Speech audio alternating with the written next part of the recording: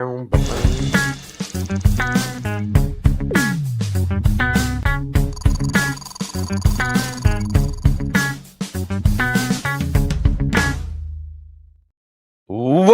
back. It's Beyond the Box Score. I'm Dan Schneier.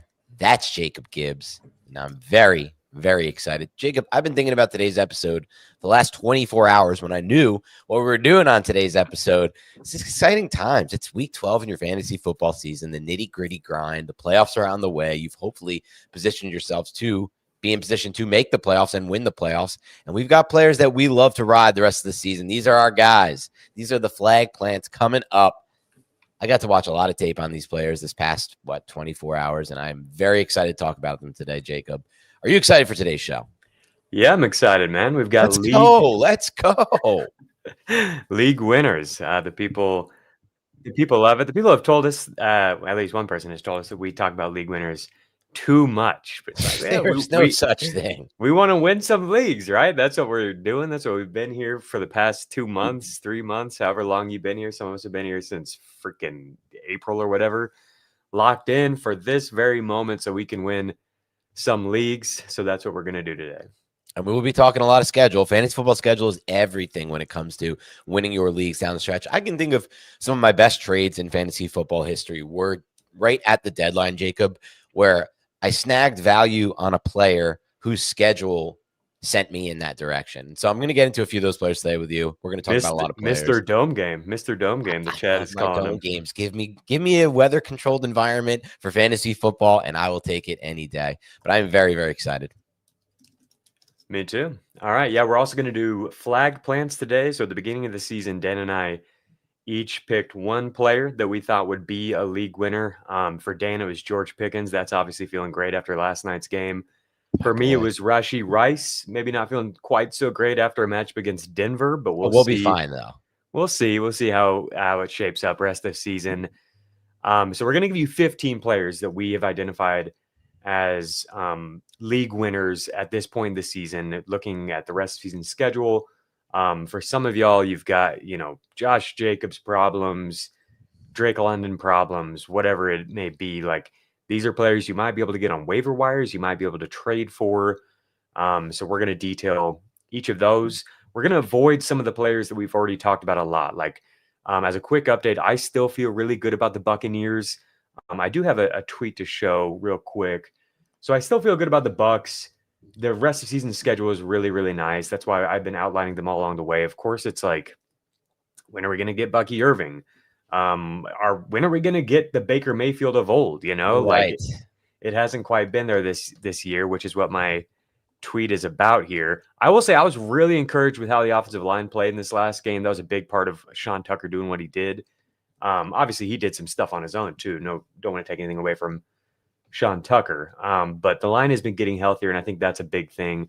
If we can get everything back together, then you're still feeling good about it. But here's the tweet. So I mentioned on Monday's show that Davis Mills has the only 2 games of 200 or more catchable air yards for a Houston Texans quarterback this year. CJ Stroud has topped out at 189. Another quarterback who does not have a single game above 200 catchable air yards is Baker Mayfield. He's topped out at 188. Hit a season low 121 in week 11. So that is not what we're used to seeing for Baker. Definitely not ideal, but again, like he's had a lot of choppy waters to try to navigate here with injuries to his pass catchers, injuries to his offensive line and everything. So hopefully things shape up and the rest of the season schedule here looks pretty good. And it's interesting because just watching through some of the Bucs tape of late and then looking back at the notes from what we did earlier in the year, one thing that's been lost on them recently is they were using Igbuka on the outside as a boundary on a lot of double moves and a lot of vertically oriented route concepts. I just haven't seen a lot of that of late. Maybe that's a product of their offensive line, not trusting it, the matchups, whatever it may be. But there is no one else currently lining up a wide receiver for the Bucs that teams are respecting from a vertical aspect, which does change the landscape for a player like Baker Mayfield, who has the ability to threaten downfield and used Mike Evans in a lot of ways over his career as that kind of knife in the defense, just to change how the picture looks for him post-snap schematically. So I'll be keeping an eye on that. Chat asks, have teams figured out Ibuka? I don't really think there is figuring out No. Ibuka. I think he can win in so many different ways that whatever you throw at him, he can still win. And especially like the pairing with Baker is so good because he can find him wherever he goes. Another question from the chat is Jaylen Waddle. Jaylen Waddle is a league winner. I guess it's a statement, not a question. Yes, that's another one of the teams that we're not going to hit on today that we've talked about a lot is the Dolphins. I think they're still live. I'm really, really glad they were able to come out of that Commanders game with a win. So they head into the bye now. I'll discuss the Dolphins in more detail on tomorrow's usage show. But feel really good about Devon Achane, Jaylen Waddle, definitely looking like league winners there. Travion Henderson is another one we've talked about a lot lately. That isn't one of our 15 picks. He looks great. George Kittle looks great. He's not one of our 15 picks. We talked about him a lot. I think these players are all still shaping up really, really well. Luther Burden mentioned on the Monday show. He and Tez Johnson were the two that Dan and I picked as the not so obvious late season league winning rookie receivers when we had the discussion a few weeks back. And I think both of them are still live. We finally saw a down game from Tez, but I mean, that's to be expected with rookies or receivers in general, really. So I think both of them are looking good as cheap options to potentially give you upside down the stretch. But actually, a couple other outline things. We're going to do waiver wire today at the very end of the show. We cannot forget, Dan. We will hit some wire. It's an ugly wire. Let's be honest. It's another ugly wire week, but we will for hit sure. wire. But it's an important one for sure. Yes. And we're also going to do. I'm excited for this running back stash ranks. And like Those are always fun. strategy discussion around how to like handle bench spots heading into the playoffs. That's obviously there's all sorts of different types of leagues. So I'm excited to get into that. Think about if you have any teams, Dan, that you have any good examples from that you maybe would want to share. I've got one that comes to mind. And if you guys have any questions in the chat about how to handle the bottom of your bench as you're looking forward to the playoffs, I think that's an interesting discussion. But okay, without further ado, let's get into one quick. You got one more? Well, if I ain't plugging, I ain't breathing. So listen, we really want to thank you. Whenever you start a new show like the one that Jacob and I have started, Beyond the Box Score, this is the first full year of Beyond the Box Score. It's only as good as the community. And that's just how podcasts go. Something Jacob and I agreed on early when we decided to start the show. So please continue to support us in the ways you have. You have helped us grow this show. We've had unbelievable growth in year one in all the metrics we're looking at, but we need more. And the ways to help grow this show are simple. You hit the like button every time you watch. So if you're watching right now, please click like. We see a lot of viewers in here. We don't see a lot of likes right now. We really need you to hit the like button. That's how you help this show. Leaving comments, not just on the live, but after the show. Once the show is recorded in that comment section, another great way to just boost our show and get it more visibility. And then lastly, please do us a favor. Head over to Spotify or iTunes, wherever you get your shows, wherever you listen to your podcasts, even if you are a YouTube viewer. Please make sure you download the podcast. And you could do that on Spotify or iTunes. You could delete right after, but just download and leave a rating and review. That's how you help get our show seen by a lot of people who right now may not see it or may not know about it. And yeah, my voice is cracking a little bit. It's sixth season for me, Jacob. It is what it is. You fight through it. You play through it. It's Jordan's flu game. We're doing league winners today. So let's do this thing. I feel like we've declared a flu game for each of the past 3 weeks. I haven't doing this is weird. Like I was talking to Adam about this. I used to give him so much crap on mailbags and on the main FFT show about how often he was sick. And it's almost like karma came for me. And it's almost like a higher power weighed down and was like, you thought it was so funny when you just got on Adam for being sick all those times. You were like, he's the one with kids. He's always sick. You'll never get sick. No, I am getting sick now. And it's not going away. So it is what it is, but we fight through it. We fight through, the higher powers, the fantasy gods take away, Drake London, we fight through. Don't remind me about Drake London, please. One more question from the chat. Does Tedero McMillan breakout continue? That's another good one. Not one that we're going to cover today, but the usage notes. I've got some interesting usage notes on him, so check back for the Wednesday show. Okay, without any further ado, 15 league winners starting now. First one I want to talk about, Oronde Gadsden, tight end, Los Angeles Chargers. So we got really excited about Gadsden. The last couple of weeks haven't been so good. Had an injury scare. Seems like we avoided anything serious. I went and watched his routes this past week. I thought Gadsden looked really good. Looked like the guy we've seen all year. Very first target, got drilled in the knee, got right up, didn't seem to bother him at all. So that all has me feeling good as we head into the bye. Hopefully he'll be the healthiest he's been all year coming out of the bye. The interesting note I have on Gadsden is this: Justin Herbert's time to throw when targeting Gadsden week by week, starting in week 7 until now, is 3.26 seconds, 2.62 seconds, 2.44, 2.22, 1.75. So it's been scaling down. He's been quicker when targeting Gadsden. And if you compare that to some of the other receivers, like Ladd McConkey's, his is 3.2, 3, 2.9, 2.5, 3.4. So no emphasis, no change, and it's higher. Quentin Johnson, we were worried about him earlier in the season. It was 3.4, 2.4, 1.8, 2.4. So like his and Gadsden's are the ones where it seems like they're making an emphasis to get the ball to them quicker. Adam Azer pointed that out on the Monday show last week, that like they were getting QJ the ball around the line of scrimmage a lot.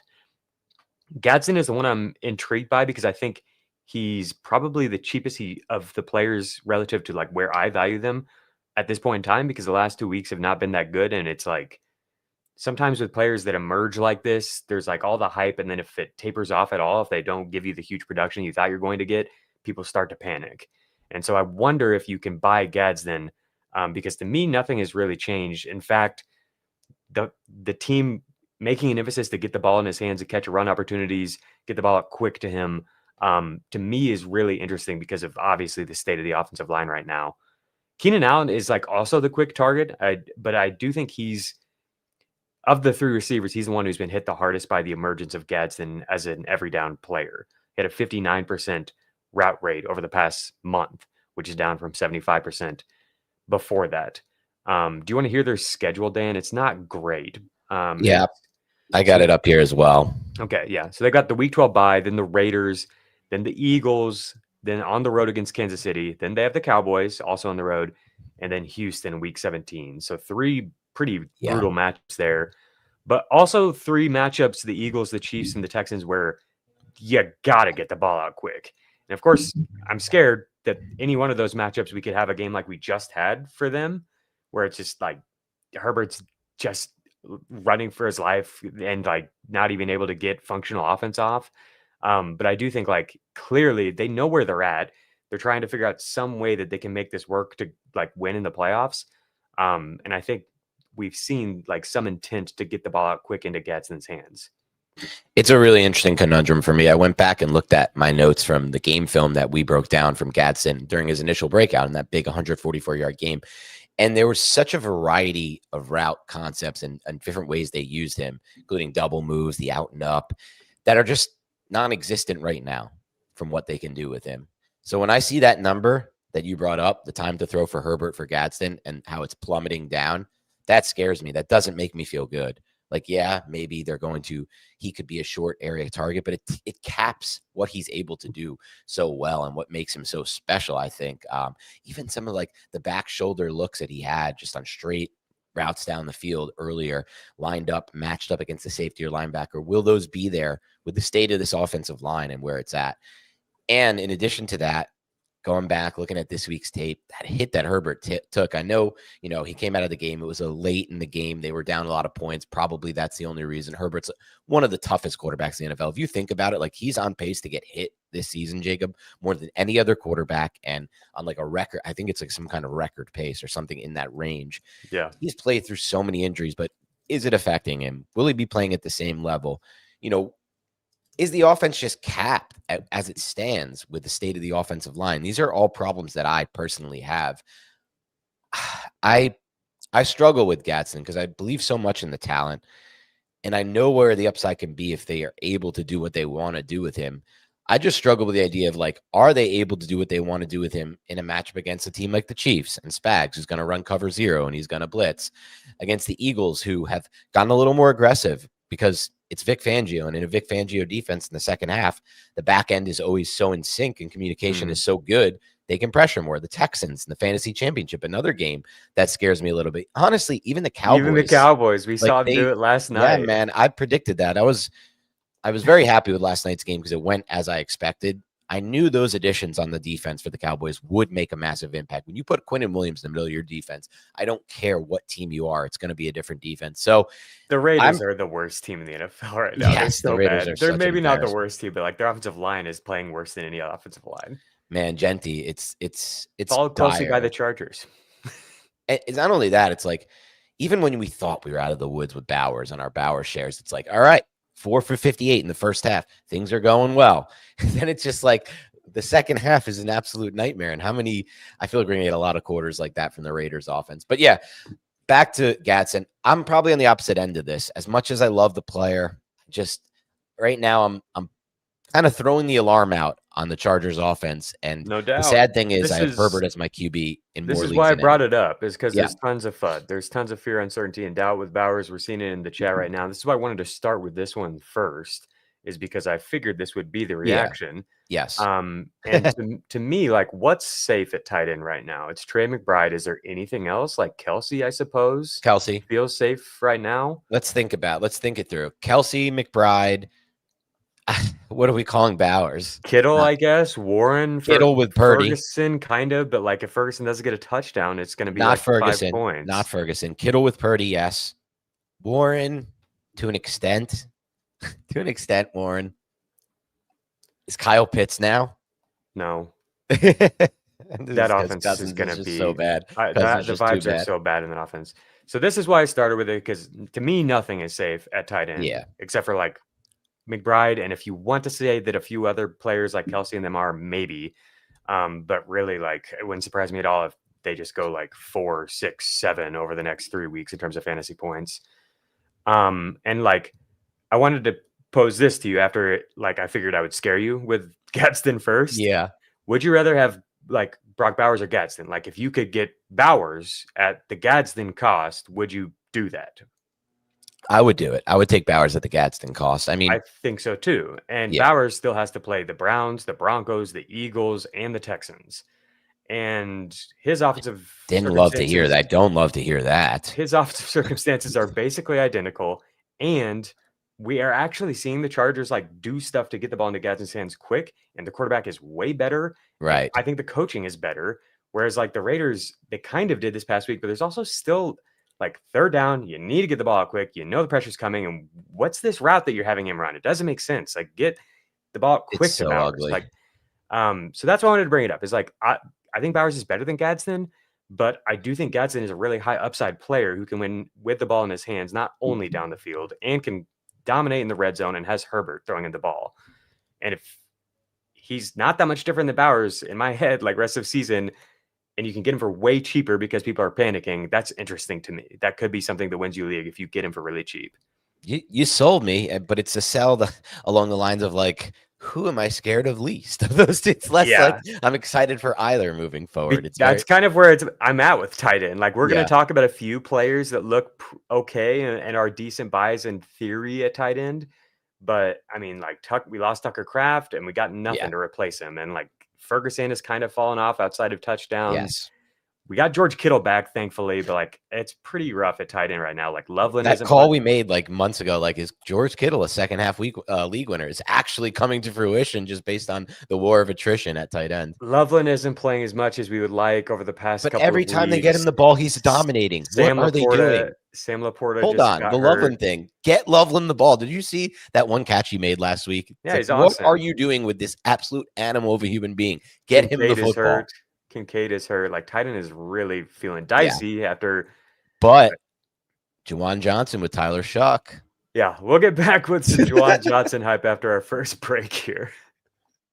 The crowd loves champions. Gladiator 2 is an epic spectacle. Remarkable! To amuse you is my only wish. The glory is yours, not mine. Very good. Gladiator 2, rated R. Now streaming on Paramount Plus. All right. The second one is much, much more straightforward. I wanted to just get things rolling with Gadsden just because I knew it would be kind of freaky here to start off. But the second one is straightforward and easy. It's Chris Olave, Juwan Johnson. Dude, the schedule is great. So good. Brandon Cooks and Devon Vele are full-time route runners for the Saints right now. So it's like all Olave and Jauan. Like, Cooks is out there just doing cardio, clearing space. 44% first read target rate for Olave in the first game without Rashid Shaheed. Both guys went off. This week they get Atlanta. Did you see what Bryce Young just did? Oof. Then they get the Dolphins. Then they go on the road against Tampa Bay. And then it's the Panthers, the Jets, and the Titans to close things out. Beautiful. It feels so good. So yeah, I moved Juwan up. He's tight end 9 rest of seasons where I have him behind Gadsden, behind Kelce, behind Dallas Goedert, behind Jake Ferguson, right in the same range as like Kyle Pitts, Dalton Kincaid. I don't know what's going to happen with Kincaid's health. He could be ahead of any of those guys. Like, I really think that's realistic, but I don't want to get too excited here because it is the Saints at the end of the day. No, it's easy to get excited. Now, what would hold you back is, will Tyler Shuck turn into a pumpkin? But I got a chance to watch Shuck in his first breakout game, if you want to call it that. I think it was 280 and really efficient game. I think the bet here, Jacob, is on Kellen Moore and his ability to coach this quarterback position. Because if you think of what Spencer Rattler did earlier this year, some of the numbers on Rattler, when you kind of parse them out individual to taking out the coaching, were not pretty, like from Rattler. And he was benched, and a lot of us were like, well, why is he really benched? And I feel like some of the reason we thought it was weird that he was benched was because of what Kellen Moore was able to do to scheme open receivers and to create opportunities for him. But now you got Shuck in there, and he looks a lot more efficient delivering the football. He's a bigger quarterback. He can see the field. He can process it well. His vertical throws have a lot more touch on them than Spencer Rattler, which I think is going to give these wide receivers, specifically Olave, some opportunities down the stretch that he just didn't get at the beginning of the season. We saw that last week with the 62-yard touchdown, or 2 weeks ago. So with that schedule, with my faith in Kellen Moore to design the offense, and with Shuck being a player who, like, I did kind of like aspects of his Louisville tape, man. I really did. He was the first quarterback in that class outside of the big ones when it was just Ward and Shador, and I was covering for the Giants, and I was looking through the quarterbacks, where I was like, I see why there's some hype around this quarterback despite his age. Doesn't offer you anything really on the ground, but with that schedule, man, and with their defense the way it is, and Kellen Moore calling plays the way he does, so pass heavy, no run game to speak of, no run blocking, we could be looking at like a really fun finish for them in fantasy. All right, let me show you where I've got Chris Olave among receivers. You'll find him right here at wide receiver 15 rest of season, ahead of Zay Flowers, T. Higgins. I know you're pretty high on T. I could be talking to T ahead of him. T probably has more upside. Roma Dunze, Lad McConkey, Devontae Smith, Jameson Williams. Does that look about right? That's pretty freaking high, but I think the schedule is so nice. I don't think, like, this is the thing. I feel like we haven't, as a fantasy community, caught up with Olave. Like, is this really that high? We're talking about a guy who you just broke down his target share with Shuck, with Shaheed gone. That means it's only going to get better. And I think overall, he's like number 2 on the season in targets. I just don't think it's high at all with that schedule. I hope you're right, because I've got him everywhere, man. I bought a lot of Chris Olave. We've been outlining this all along the way, so I hope you guys got. You've been on him too. Way early, Jacob. You were on him this summer when no one was talking Olave. He's a stud. All right, number 3, another stud, truly playing like a stud. Stefon Diggs, one of the 13 receivers I have ahead of Olave. I have Stefon Diggs all the way up to wide receiver 12, just behind Nico Collins. This feels extremely aggressive. But man, everything lines up so well with Diggs. You were a little bit hesitant on him, I feel like, the last time that we talked. So do you want me to outline where I'm at with him first, or do you have any Diggs takes? I'm curious where you're at. Well, yeah, I'll give the preface on why I was hesitant at the time, and you could touch on anything that involves that. And then after you get into it, I'll talk about what I've seen of late on the tape. And why I was hesitant at the time was simply just the usage and like how often he was on the field for the Patriots. So maybe touch on that a little bit and what has you excited moving forward. Okay, yeah. So he's played really well, but they've limited his role all year. So it's been like he's only been out there for like maybe 2/3 of the routes. 68% was his rate before this past week. On Thursday night, he had an 89% route rate against the Jets, which seemed odd to me. Like, why would that be the game that you got him out there on a short week of rest? I had speculated that maybe after the week 14 bye, we see him, integrated in a full role as they get ready for the playoffs. And this could be a 1 week spike. Sometimes things like this happen randomly. So I don't want you to completely overreact like I kind of have with my ranking here. But I'm telling you, man, as I outlined this, I think you'll get on board. Like, he could be way higher than wide receiver 12. This sounds insane, but with the way that Drake May is playing and the way that Josh McDaniels is drawing things up, it wouldn't surprise me if Stefon Diggs leads the receiver position in scoring from this point on. That's on a per game basis. He still has his bye. So week 11, 33% target share, 9 catches on 12 yards, 105 air yards, over 100 receiving yards as well. And it just looked so easy. Like they didn't even need to be aggressive in this game. I mean, he caught 9 of 12 targets with the deep route tree. Like that says it all. Like obviously it's the Jets, but also like Drake May, man, Drake May is so locked in right now. Just like it was so fun watching on Prime Vision. Just like it was like watching a freaking Matthew Stafford game or something. It's so crazy for a second-year quarterback. And again, it's the Jets, but like he just finds whatever is there, whatever they're giving him, like whatever they're taking away, he's totally fine, just moves on. It's like the polar opposite of watching Caleb Williams, where he gets stuck on things and like can't seem to move on in time. Drake just like moves on immediately and just like finds the next thing. And some people, I feel like, so the Diggs thing is really interesting to me. People keep pushing back on this when I show all the Diggs stuff. And it's with the most random stuff. It's like, well, Kayshon Boutte's been out. And it's like, I don't really know if that matters. Like, I'm bringing that up because like maybe with Boutte back, maybe with all these pieces back, Diggs is the guy that May moves on from more often or something like that. You know, does that make sense? I feel like May's the kind of guy who like we could see him just really spreading it around a lot. So yeah, that was going to get to that. I don't know if it's necessarily a factor of Boutte returning and more a factor of just May's understanding of this Josh McDaniels scheme, which is designed to have the ball move to different receivers. If you think about like throughout Tom Brady's career, when he was at his best, he got 7-8 different receivers involved. It's really outstanding. I totally agree with you. It's outstanding how fast Drake May has picked up this scheme with Josh McDaniels in year one and how much he's mastered it and how fast he's processing space post-snap. I always knew this was possible. I've never had a higher conviction on any player in any draft class than Drake May. You could see it all littered throughout my Twitter before he was drafted. But I didn't think it would happen this fast. So that would be maybe the drawback, I guess I can see with Diggs, if like you're never going to get that like funneled like Olave type role that we're seeing. But man, on a per touch basis and a per target basis, you are getting a situation where you're getting the best quarterback play in the NFL. Like who's playing better than Drake May right now? I know we say it every week and people are like, nah, you're too early on this. It's the schedule. Dude, we're 11 weeks into the year at this point. Drake May has had 0 hiccups. Have you seen the memes where it's like, wow, what another beautiful throw by the schedule? Yeah, I love the Drake May schedule. I mean, that's why I brought it up. But it's like at some point, people just have to accept what is the truth. And yeah, he's had an easy schedule, but who cares when you're watching the tape and you're seeing him process space the way he processes it with absolute elite arm talent at all 3 levels of the field. Unbelievable. Like we haven't even seen, like there is an opportunity if Boutte comes back, that could actually open up space for Diggs in different areas to impact the game in different ways that he hasn't yet. So I don't necessarily view it like that. The only thing is like, as far as like, is he going to be what you said, like this guy that's like the number 1 fantasy receiver the rest of the way? In a Josh McDaniels scheme with a quarterback who is processing it the way that May is processing it, that's a little bit harder for me to believe from a volume standpoint.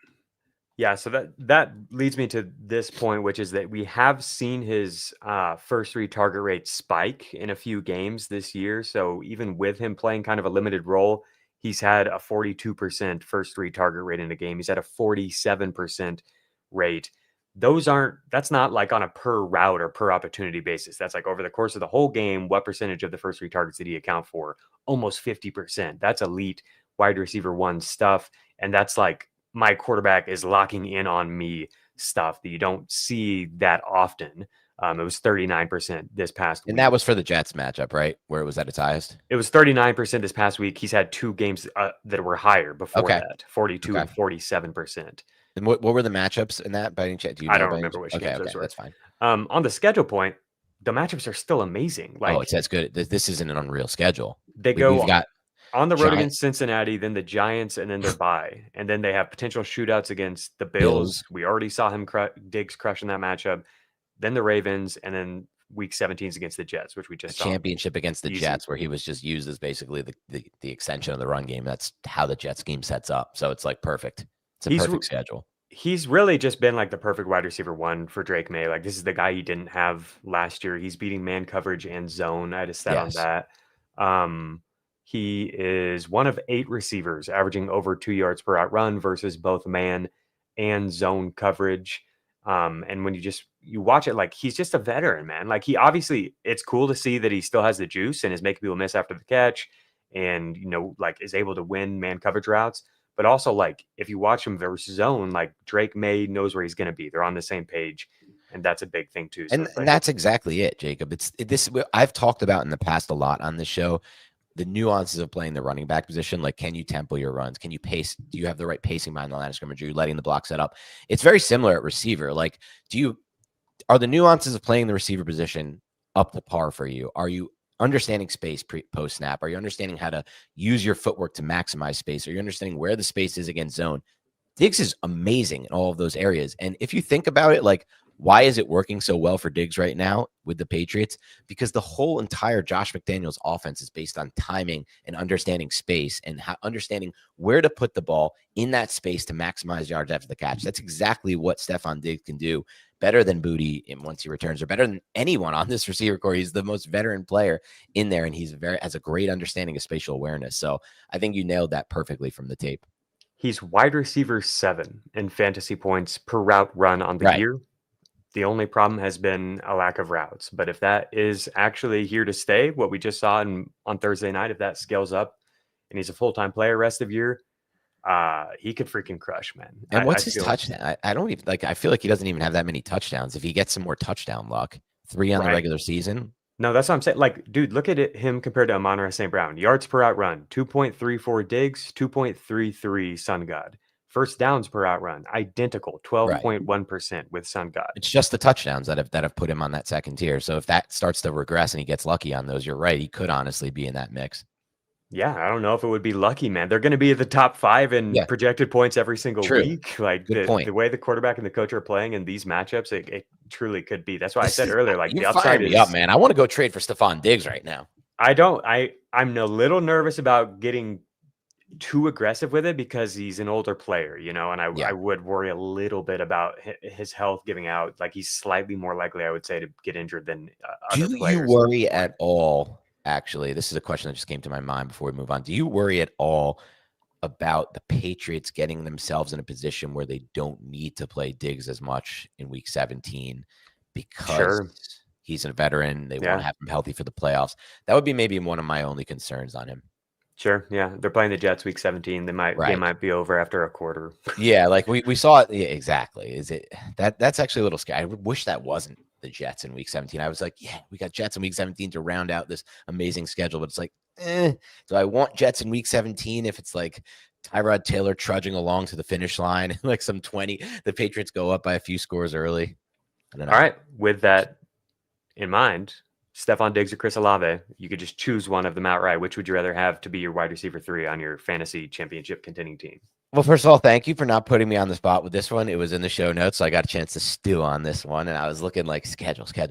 It's a lot. I thought about it a lot. It's Olave for me. He feels really safer. It feels safer, which is ridiculous because he plays with Tyler Shuck.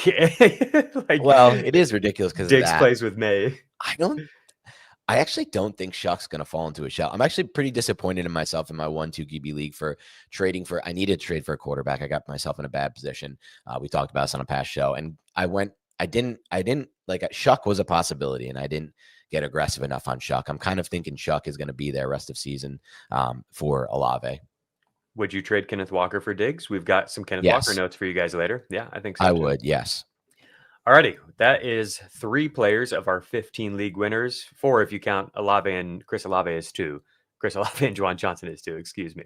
So Oronde Gadsden and Stefon Diggs, a little bit more like high upside, a little bit more risk. Feel good about both of them, especially Diggs, and then Olave and Jauan. We've got 12 more. We've got flag plant players. We've got waiver wire, all that coming up for you after our second break.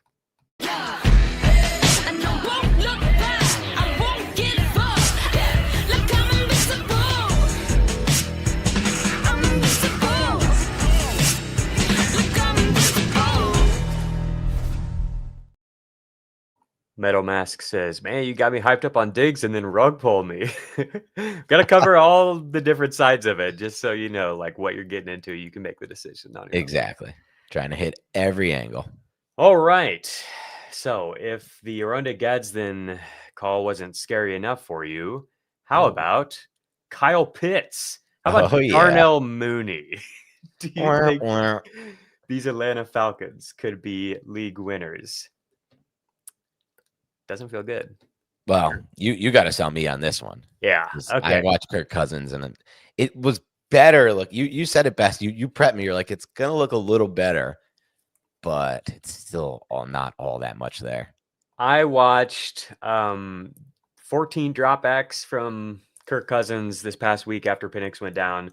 I told Dan about this last night. It killed me. Somehow there was a hospital ball to Pitts. There was a hospital ball to Mooney. There were 2 hospital balls to Drake London on those 14 dropbacks. And it's just like, gosh, man, like, I hope that, you heard Bijan this week being like, we just got to keep the vibes up, man. Like somehow I hope that they can, because like the schedule is really nice for the Falcons. They've got the Saints, then the Jets, then the Seahawks, which is tough, but then they get the Bucks and the Cardinals. Rams last week 17 is tough. These are really cheap buys here. You might even find Mooney on a waiver wire or whatever, depending on your league.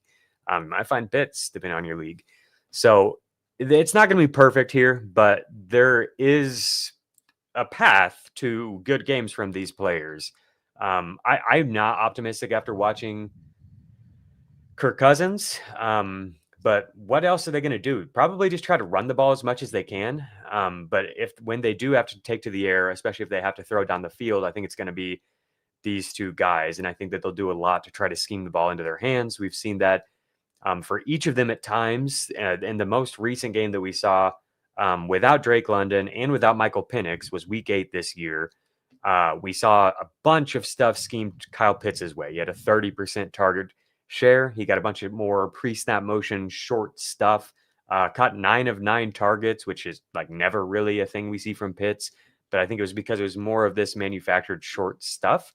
Caught 9 of 9 targets, had 59 yards. So like that's kind of the outline of what it might be if they try to get him working as like a catch and run guy to help the offense. We also know that he can do some downfield stuff. Mooney, I think, is a lot more boom bust.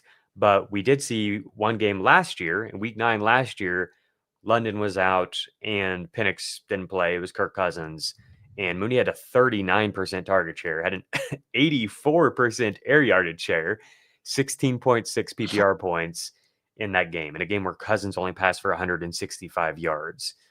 Overall, it's Pitts who has better per route data. Without London, it's a small sample size. London's pretty much out there all the time, but over the past 2 years, 78 routes for Pitts without London on the field, 24% target per route run rate, 1.7 yards per route run. That's pretty good stuff.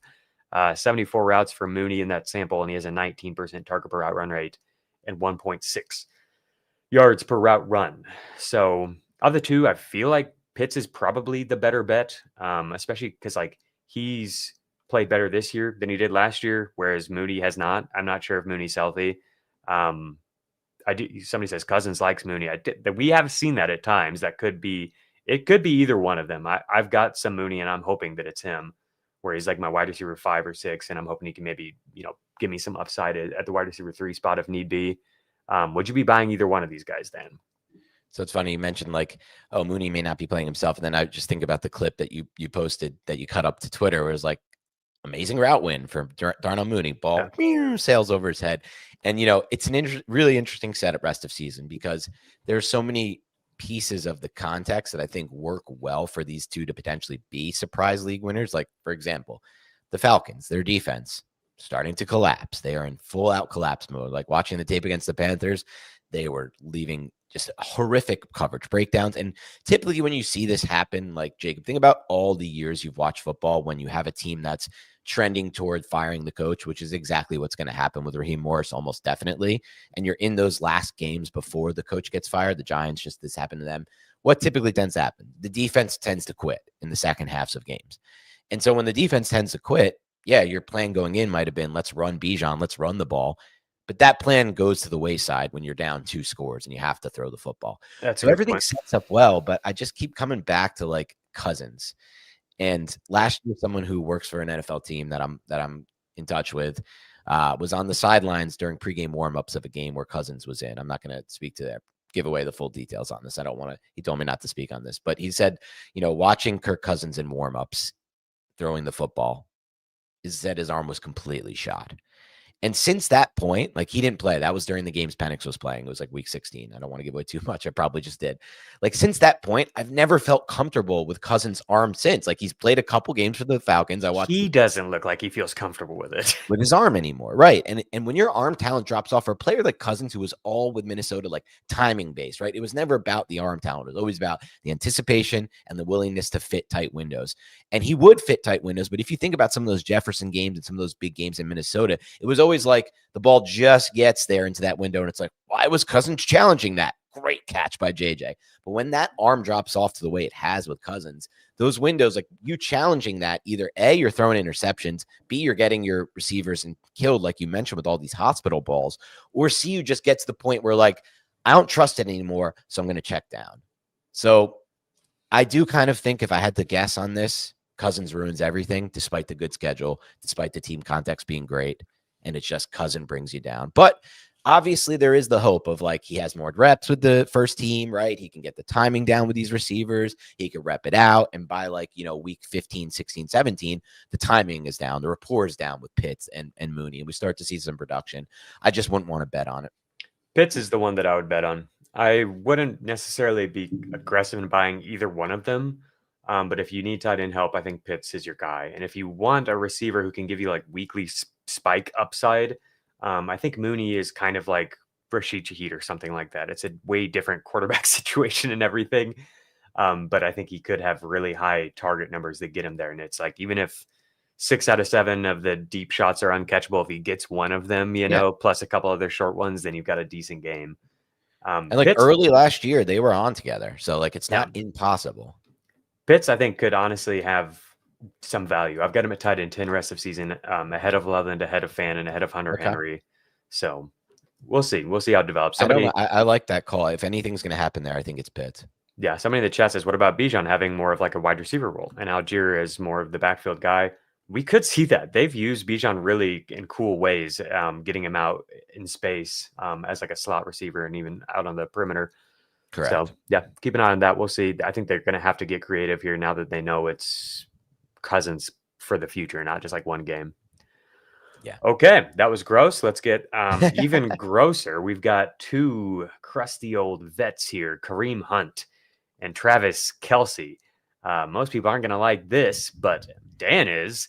You pretty psyched to see these two on the show sheet today, Dan? Very psyched. I've been on this Kareem Hunt train for a long time. Yeah. All right. I'm going to start. I also think Kareem Hunt looks good, by the way, out there for Kareem Hunt. This is the freshest I've seen Kareem Hunt look in a long time. He's playing well. Nobody probably realizes it because nobody wants to watch Kareem Hunt, but he honestly is playing pretty well. I'm going to start with Kelce. We've talked about him a lot, so this will be pretty quick, I think. So Trey McBride has more catchable air yards or expected fantasy points than any player over the past month. So this is Fantasy Points Data's model. More catchable expected fantasy points than any player of the past month, which is insane. You never see tight ends above the receivers at the very, very top, but it is Trey McBride at 18 catchable expected fantasy points per game over the past month. Brock Bowers is next at like 14.5. Travis Kelce's tight end 3 in this stat, 11.5, above George Kittle, above Tyler Warren. So like the role has been really, really good for Kelce. Patrick Mahomes has struggled with his accuracy at times, especially down the field, but not as much with Kelce, especially lately. They've been more on the same page. And we saw him go to Kelce a lot in this past game when he needed to. That could have just been kind of a matchup thing, but 29% first read target rate for Kelce. So again, if there's any semblance of safety at tight end right now, Kelce feels like basically the only thing outside of the very top with Trey McBride and Bowers. So I feel like he could be somebody who is locked in and is a league winner. And I just wanted to give that shout out to Dan because I've been pretty resistant to the Kelce call from the get-go, but Dan was on this even back in draft season. And I was just like, no way, dude. Like Rashee Rice coming back, Kelce's nothing. But it's like Chiefs at this point, every game they're playing for their lives, like they're 5-5. They need to win. That sounds silly, but like they could easily lose to the Colts this week. Then they go on the road against Dallas on Thanksgiving. They could lose that game. They still have the Broncos again. They have the Chargers. They have the Texans defense. Like they have to take every game seriously. And I feel like Mahomes is really in survival mode right now. And who does he trust? Travis Kelce, right? It's not just that. It's also like, look, the rapport with Worthy is just off right now for whatever reason. That miss he had this week, that deep throw to Worthy was crazy, dude. Like, that looked like a Bo Nix miss from Patrick Mahomes. Like, just wildly off target on the vertical plane from a clean pocket. The footwork looked god-awful. Like, I know Mahomes has never been a footwork guy. Like, he's never thrown the football like Burrow, where it's like you have the perfect lead leg and the perfect back leg and the plant leg and everything's pointed toward the target. But man, he just missing those throws and looking at his feet after the play, I'm like, it is hard to inspire hope. But on the flip side, with Rashee Rice back, it's actually helped Travis Kelce because defenses have somebody else to account for in the middle of the field, opening things up for Kelce. I'm with you here. Like, it's now or never for Andy Reid. Like, you can't play this conservative style anymore every game. Let Mahomes rip it. Let Kelce be the guy. Hopefully we'll get some scoring opportunities moving forward that Kelce can cash in on. I'm very excited about him rest of season. Kareem Hunt, I have moved up into the like David Montgomery range rest of season. Okay, so the players who I have ahead of him are RJ Harvey, Amarian Hampton, Aaron Jones, Woody Marks. I'd take him over everyone but Hampton and the first and who's the and Harvey. I'll take him over Marks. I'll take him over who's the other guy? Aaron Jones. I'll take him over Aaron Jones. So no for me on Marks. I still think that there's some PPR upside if they figure out how to get the. I don't know why they won't throw the ball to Marks. It doesn't make any sense to me. But like I feel like that could be a part of his role that grows. They continue to make him more of an emphasis in the offense, and he has some pretty nice matchups. There's more upside with Kareem because of the touchdowns in this offense. But I do really like Woody Marks, and I do think that there's a chance Pacheco comes back and Kareem Hunt becomes basically unusable, whereas Marks is pretty much locked in as low-end RB2 each week. But yeah, I mean, the upside is there for Hunt. The role has been really good. 13 expected fantasy points per game since the Pacheco injury. Right. So that would rank as running back 20 over the past month. So like the expected fantasy points are there, and he's actually outproducing his expected fantasy point number at a really high clip.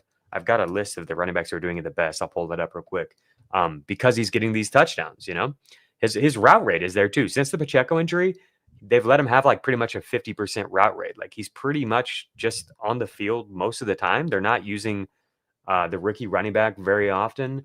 It's pretty much just Kareem Hunt. And again, like I do think they're kind of in survival mode. So I don't think they're in any place to be playing around with experimental stuff right now, you know? And they know that they know what they have in Kareem Hunt for sure. And what they have is a really effective runner, as silly as that might sound. Dan, who has the highest EPA per rush in the NFL? Not Jonathan Taylor, Kareem Hunt. Can't be Kareem Hunt. Are you kidding me? Jonathan Taylor is running back 2 at 15. The next highest is Tyler Algier at 8.2. The league averages negative 3.5 among running backs with 50 or more carries because running just, I mean, isn't the most efficient play. Kareem Hunt's at 20.1. So like, yeah, the most efficient running back on a per rush basis in terms of EPA, which of course he scores touchdowns. So that boosts that stat. But then again, how about this? Success rate, highest success rate among running backs, 50.5% James Cook, tied at second, Bashal Tutin and Kareem Hunt at 50%. He's been a very effective running back. There's no way around it. Like he's not giving you a ton of explosive plays. He doesn't offer anything spectacular in the receiving game, but he's averaging over 4 yards per carry and keeping the offense on track. Here's the list I told you about. It's running backs who've outproduced the expected fantasy points model at the highest rate. Here's Kareem Hunt, right in between Bijan Robinson and Travion Henderson, tied to the Bijan Robinson, 17%, outproducing what's expected. If you look at this list, it's a bunch of really good players and then some players who score a lot of touchdowns like Kareem Hunt, Tyler Algier. Harvey has had like RJ Harvey's had big plays and touchdowns, stuff like that. But other than that, it's a bunch of really good players, right?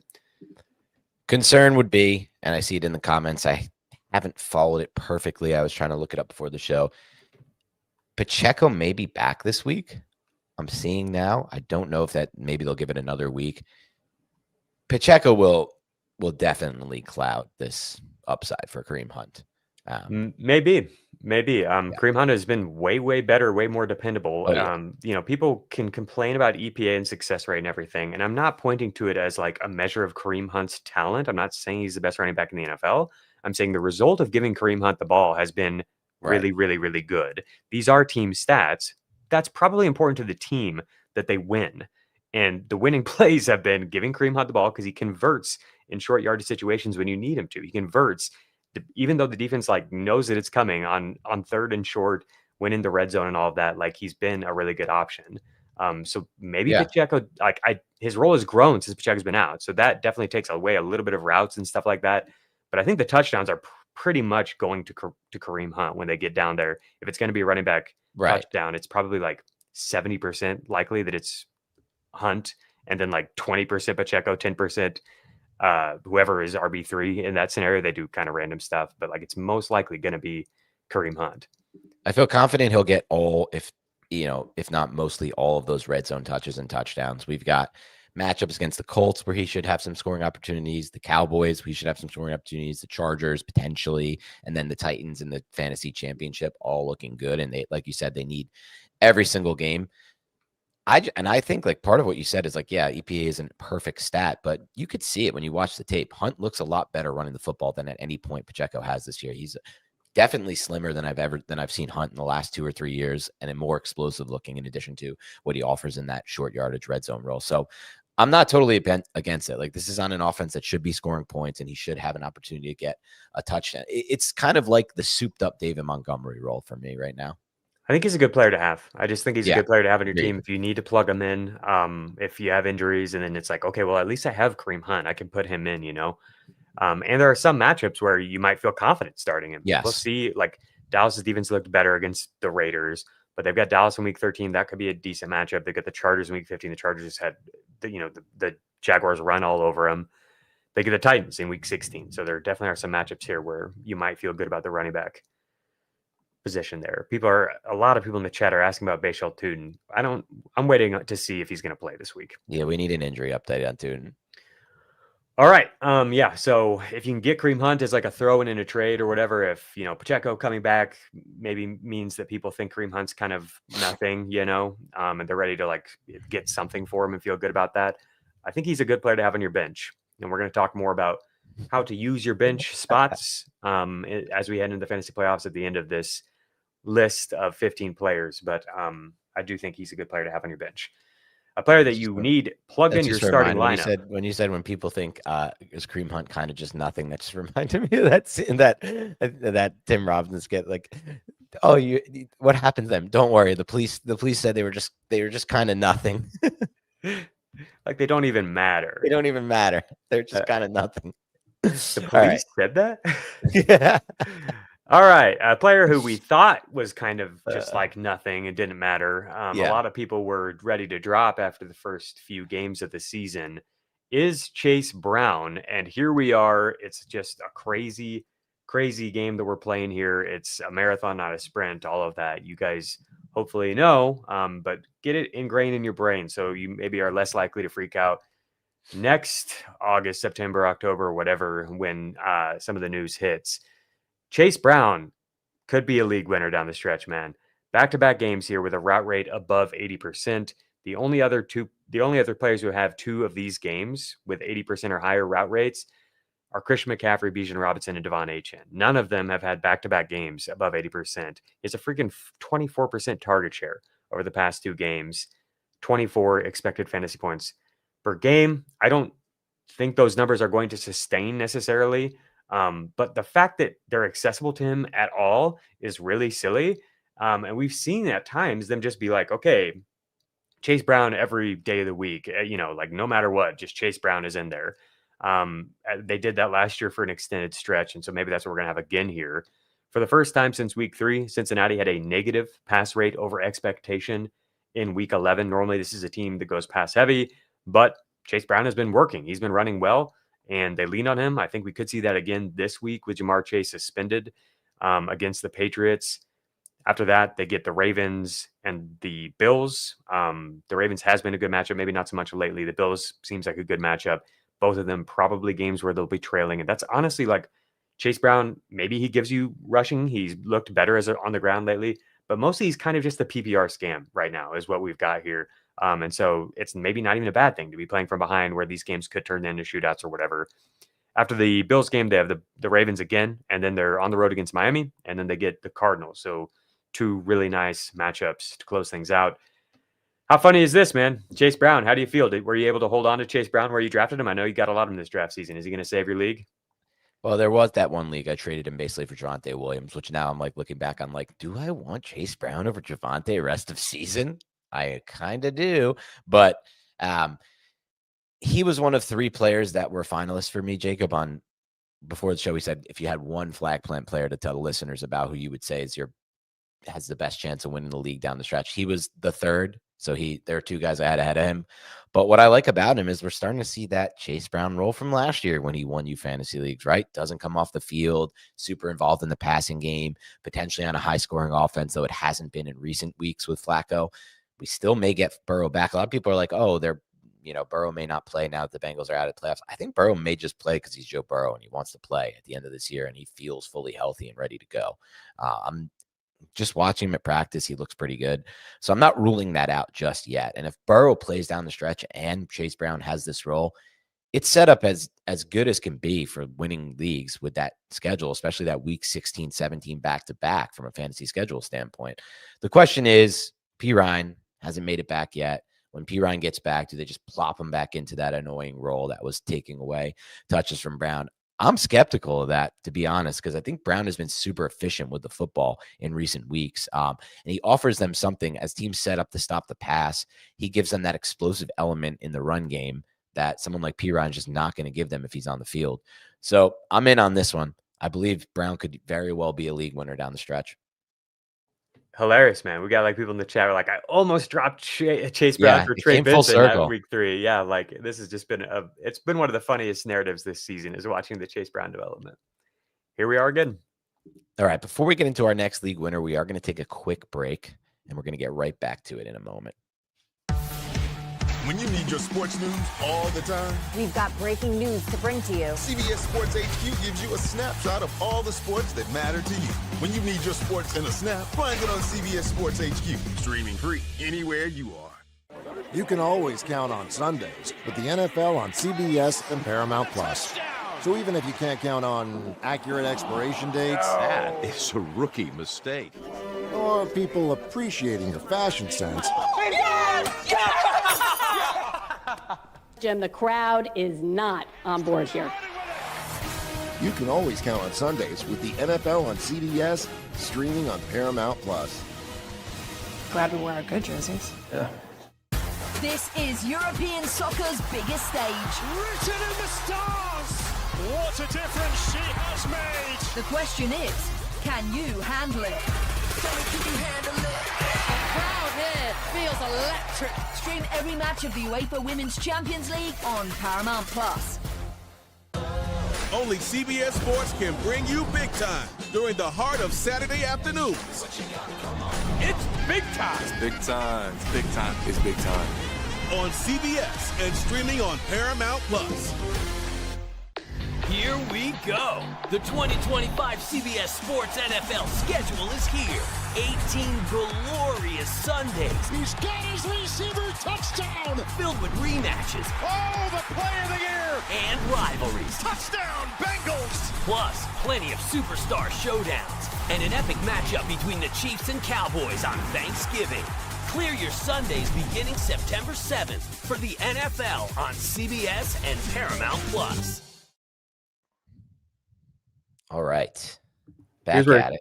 Here's where Chase Brown is at in my rest of season rankings. I do still have Bucky Irving ahead of him. It's like after the top 11, there's a drop off. So you got Kyren Williams, Rico Dowdle at 10 and 11, and then Bucky, Chase Brown, Travion Henderson. That's kind of a tier of its own above Breece Hall, Quinshon Judkins, Ashton Genty, Travis Etienne, DeAndre Swift, and the guy we're about to talk about next, Kenneth Walker. Another pretty wild adventure we've been on this year with Kenneth Walker. Have we arrived at a point where Kenneth Walker, Chase Brown might be are we in the redemption arc? Are these potentially our saviors at the end of the year here? Possible. I feel that way about Chase Brown. I need you to sell me on Ken Walker. Convincing on Ken Walker. Yeah, that's sure. Definitely fair. So I mentioned on the Monday show, with Adam Mazer and Dan. We recap every Monday. We recap the week before. That we now have 3 straight weeks coming out of the bye that Ken Walker has outsnapped Zach Charbonnet. During that time, he has a touch from inside the 5-yard line in every game. He has 3 of the 4 running back touches from inside the 5-yard line. It might have been inside the 10. Sorry if that's wrong.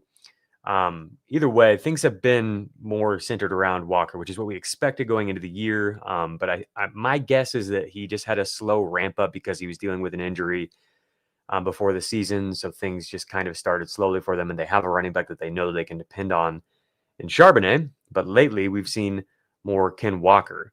I've got a bunch of interesting schematic stuff with Seattle that I dug into that I need to make more sense of, I think, before I go full Charlie Day and confuse people trying to like lay out the entire thing here. You know that I've been really interested in how defenses have played Seattle all year, right? And so I like dug into like when teams are playing, big personnel, who's matching, with their base defense as opposed to which teams are using nickel. The Seahawks are one of the teams that uses more nickel. The Rams use more dime, even against bigger packages. The Ravens and Mike McDonald influence, and obviously has potential defensive player of the year over there that really helps with this as a cool chess piece. They play more nickel against these bigger formations too, but most teams just match. And so I was looking into like rest of season, how do the teams that they face line up and stuff. And it ended up just being seriously, I did it for like 45 minutes and I was like, this is insane. Like what I'm doing right now is insane. Tried to outline all of this. Kenneth Walker could freaking get hurt tomorrow, and this was all pointless. I absolutely love that you did that, though. I've done things like that so many times, like absurd experiments. So I'll just give you the rest of season schedule for Seattle, who has been one of the most run-heavy teams.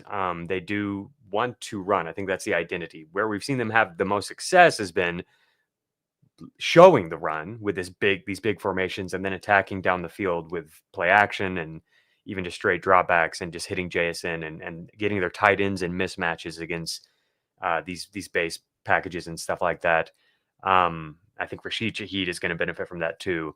But the identity wants to be run. And so I'm curious, maybe, defenses will be more and more concerned about getting beat down the field with Shaheed added to the equation, with JSN playing really well. And that might benefit the run game, which has to this point been middle of the pack. But anyway, rest season schedule, they've got the Titans, then the Vikings, and then the Falcons. And to me, those are 3 games where those offenses are going to have a hell of a time dealing with Seattle's defense, putting any points on the board against Seattle's defense. J.J. McCarthy, Kirk Cousins, and Cam Ward. Cam Ward's who I feel the best about putting points on the board against them, if that tells you anything.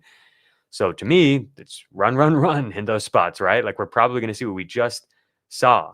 Extremely run heavy over the past 2 weeks. Seattle's been run heavy all year, but over the past 2 weeks, they're like tracking with the New York Jets in terms of run rate over expectation.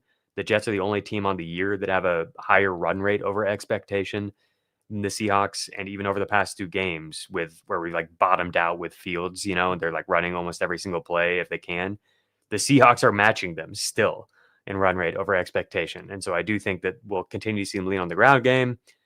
After that 3-game stretch, they have the Colts and then the Rams and then the Panthers. So not as good, in terms of favoring the ground game, but games that could put points on the board. We did see Walker just have a decent game against the Rams, and that's probably the toughest matchup of that trio.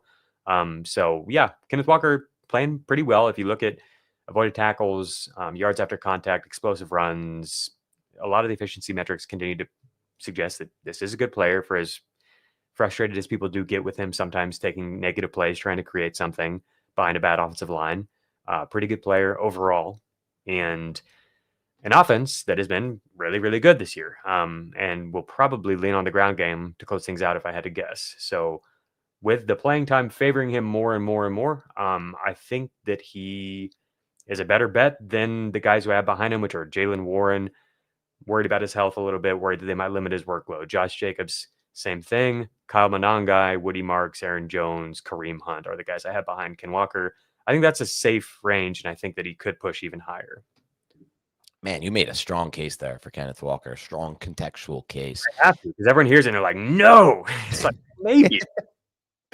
I mean, look, I love the idea of the rest of the schedule setting up the way for some run-heavy game scripts. 2, their run over expectation. And 3, like, will the teams adjust to the Seahawks and play them in a similar fashion to how Shula did with the Rams, and which would open up opportunities in a run game, playing the pass more, taking away some of those opportunities for Jackson Smith and Jigba, putting even more attention on taking Jackson Smith and Jigba out of your game plan, out of an opposing team's game, which is impossible to do. He's that good, but limiting him.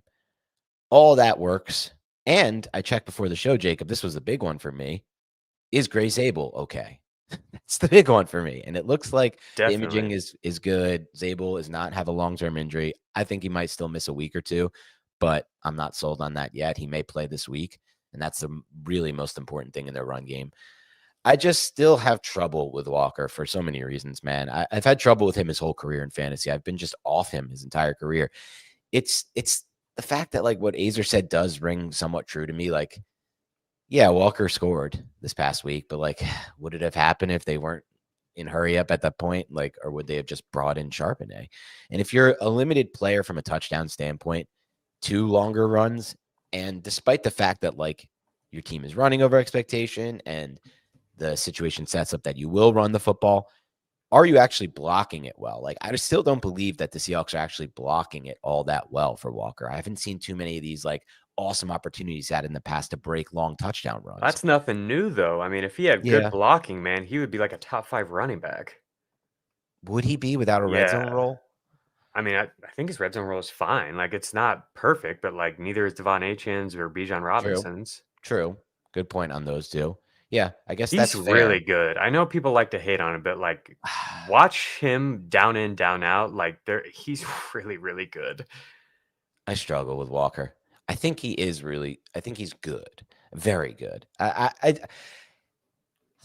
like you brought him up in the names of, like, Devon Achan and Bijan Robinson. I think those two are clearly better, actual pure runners and just nuanced. Those guys are insane, right? yeah, right. And I know, and you didn't mean it like that. But yeah, those are 2 of the coolest running backs I've ever seen. yeah, those are guys that can win down to down. Walker is a guy who wins on some downs and really has a lot of big losses on other downs, in my mind, at least from a processing standpoint. I don't know. It's not there for me yet with Walker. You brought a great case, though. Like, I want to be in. I understand where the upside is. And I'll say this, like, where you have him ranked, I have no problem. I don't think I would have him any lower. I'd probably even take him rest of season based on your case over Swift, who I like, but is losing stuff to Monangai that bothers me. But I do like where that run game's headed. I would probably take him over ETN if Tootin is fine. We'll see on that. And for sure, like, you've made the case strong enough that I would prefer him over Genty and Judkins. Okay, cool. I don't even really know why we still rank Judkins so high, besides the fact that he's super talented. Yeah, that's basically it. I'm fine moving him behind Ken Walker. I've tried not to be too aggressive with Walker because, like, I'm invested in his success. I want him to be good. But I do think it looks pretty good. And, like, yeah, I'm nervous about both Judkins and Genty. Yeah, like, I don't want those guys down the stretch, like, at all. Judkins specifically. Genty at least is a little bit. I don't even know if either of them. So the chat has pointed out, like, Kyle Monangai seems extremely high here. You said that you might move Kenneth Walker ahead of DeAndre Swift. That's another one that I did a Charlie Day deep dive on. Yeah, we're going to get to that. The Bears offense and the rest of season schedule. We're going to get to that soon here. I got a few more players to get through, some receivers. So Jameson Williams is next, our 9th league winner here. He's tough because I don't know if you're going to be able to trade for him without overpaying right now. But it might be worth it, man. The upside is, I think, really high for Jameson Williams here, with Dan Campbell and Sam Laporta out. Dan Campbell calling the plays. Everything is shaping up really, really good for him to crush down the stretch run. So where I've moved JMO is up to wide receiver 22, just behind the Colts receivers, behind Michael Pittman and Alec Pierce. That's way higher than I've had him. I've been low on JMO all year, but I'm really coming around. I think we could see a monster game against the Giants this week, and then still some other secondaries that he could pick on. And really, even like, the Packers in week 13 isn't a good matchup on paper. Maybe the Cowboys isn't going to be a good matchup in week 14. The Rams in week 15 isn't a good matchup on paper necessarily. But to me, he's not so much like, oh, I've got a good matchup, I'm going out and winning in isolation. It's more like if we can get a game where we get a back and forth cooking, like JMO can just house one. The Rams would make me nervous. Really, all three of those, if what we saw from Dallas last night is legit, but especially the Packers and the Rams, they would make me a little bit nervous after what we just saw from the Eagles, just crunching the offensive line for Detroit. So like that is one potential concern. But even still, we saw a big game from JMO. 3 avoided tackles each of the past 2 games. Did not have more than 1 in a game before Dan Campbell took over. So I think it's legit what we're seeing from Dan Campbell, but that he's the one who's benefited the most. Him and Jahmyr Gibbs, really, it feels like, have been more emphasized. And I think that makes a lot of sense, that as you look at the offense, those are the players you'd want to get going.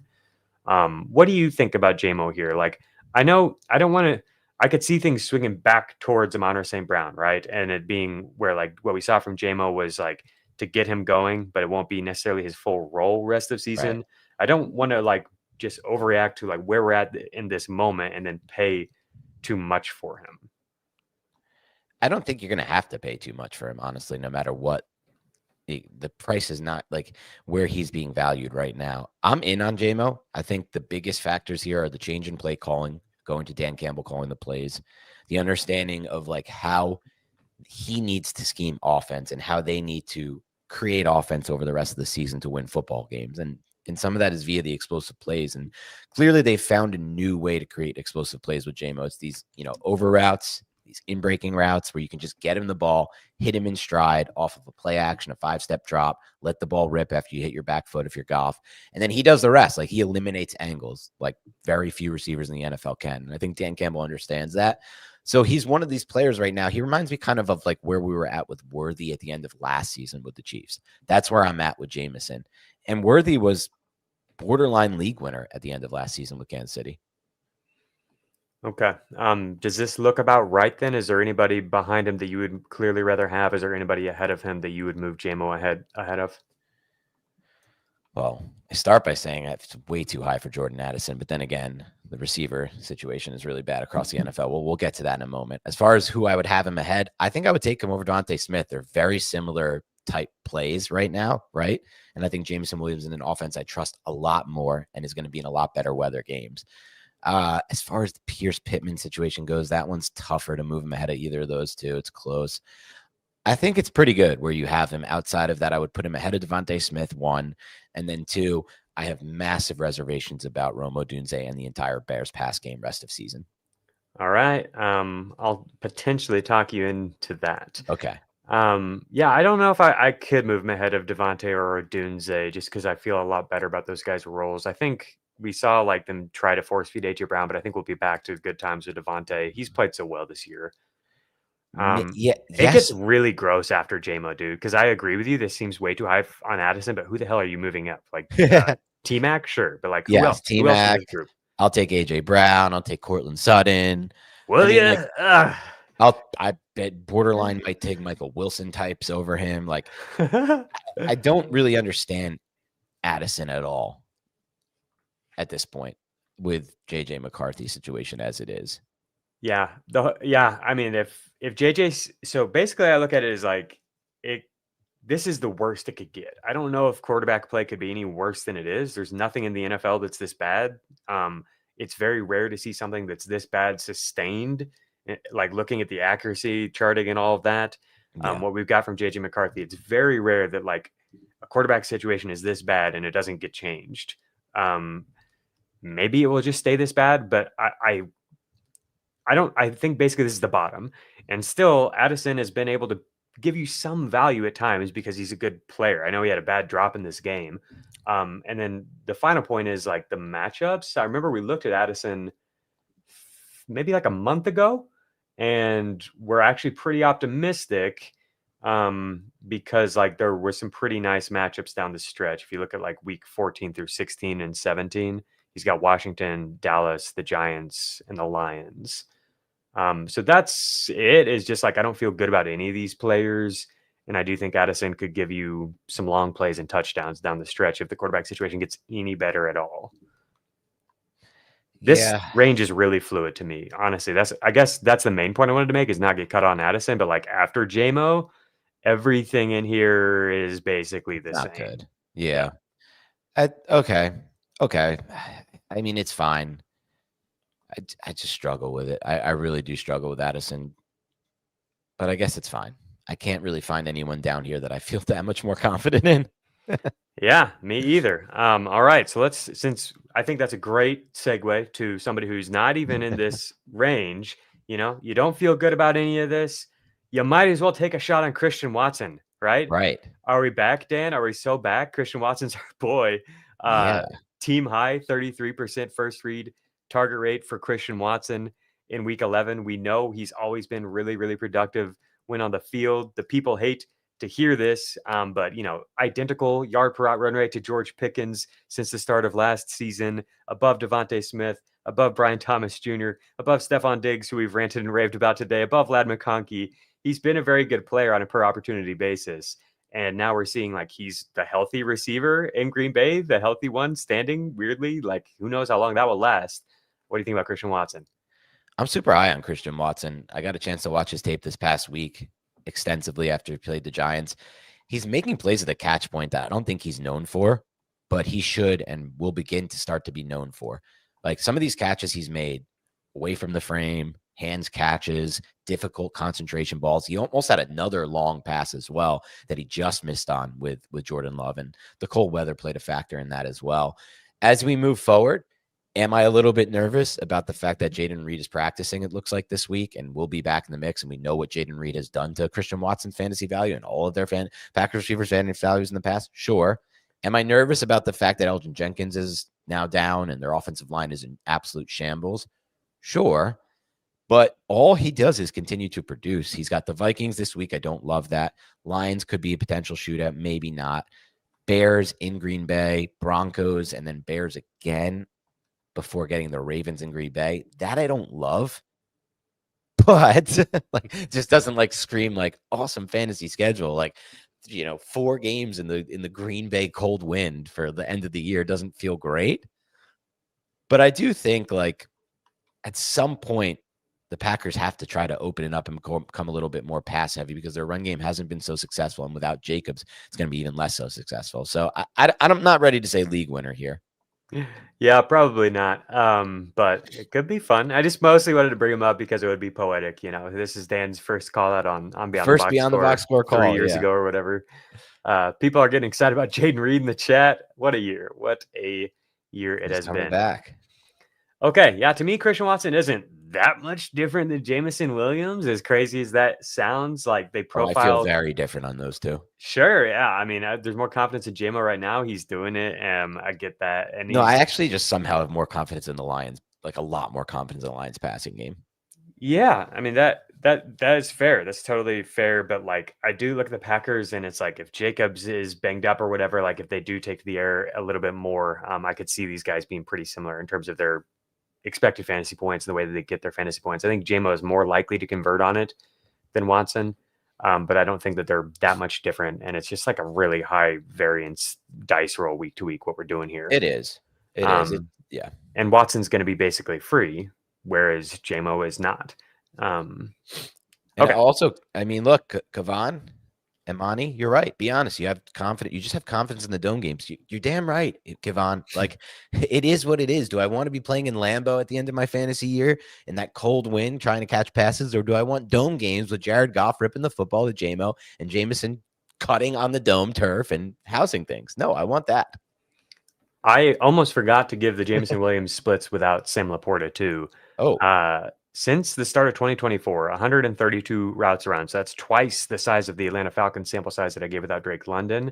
3.20 yards per route run for Jameson Williams on an 11% first down per route run rate. I gave Stefon Diggs was like almost league leading. It was tied with Monroe St. Brown at 12%. 11.4% is Jameson Williams' rate here. I think that is really cool because it's not just the big plays, inflating this yard per route run rate. So that's really optimistic stuff. I don't know. If we can expect it to sustain, it is a relatively small sample size. But without Laporta on the field, JMO has been more than just kind of the hit or miss guy, the big play guy. Yeah, I love it. You're getting me excited about Jameson the rest of the season. Yeah. All right. So we've arrived at the end of our 15 league winners here, and I labeled this 2 league winners equals no league winners. Do you feel lucky? Like one of these guys might be your league winner. And they're all relatively cheap, which is why I want to talk about them because they're all intriguing. It's like if you could just, buy like Bears running back or Vikings running back or 49ers receiver or whatever, I think that you have a really good potential hit rate. I just don't know exactly which one it's going to be. So we'll talk about why they look exciting, and we'll talk about the individual player profiles, and you can decide what you want to do. Okay. First one is the Niners. Juwan, Jennings, Slick Rick, Ricky Pearsall coming off of a 1 catch for 0 yard game when a lot of people were there were a lot of start-sit questions about Ricky Pearsall. A lot of people were excited to get him in the lineups this week, and this is what they got. It cost me a game. I was excited. I thought Cardinals shaped up well for him. Yeah. So I watched the film last night. I thought both players looked good, looked like themselves. Ricky Pearsall had a route in particular where he ran horizontal route breaking to the left sideline. They cleared a ton of space. He was wide open for what would have been 25-yard touchdown or something, but Purdy got sacked. I thought Juwan Jennings looked like himself, looked physical, looked healthy. I think it's possible that this offense is going to shape up really well down the stretch here if they can survive the week 13 game on the road against the Cleveland Browns. After that, they get their bye, and they get the Titans dome game against the Colts and the Chicago Bears to close things out. In San Fran? I believe that's right. Yes. Good. So yeah, feel pretty good about those spots from a weather perspective. Feel pretty good about these 2 players from a talent perspective. Thought Brock Purdy looked really good. The defense just made Michael Wilson look like Anquan Bolden. So yeah, I think that this could set up to be really fantasy friendly finish to the season here for the 49ers.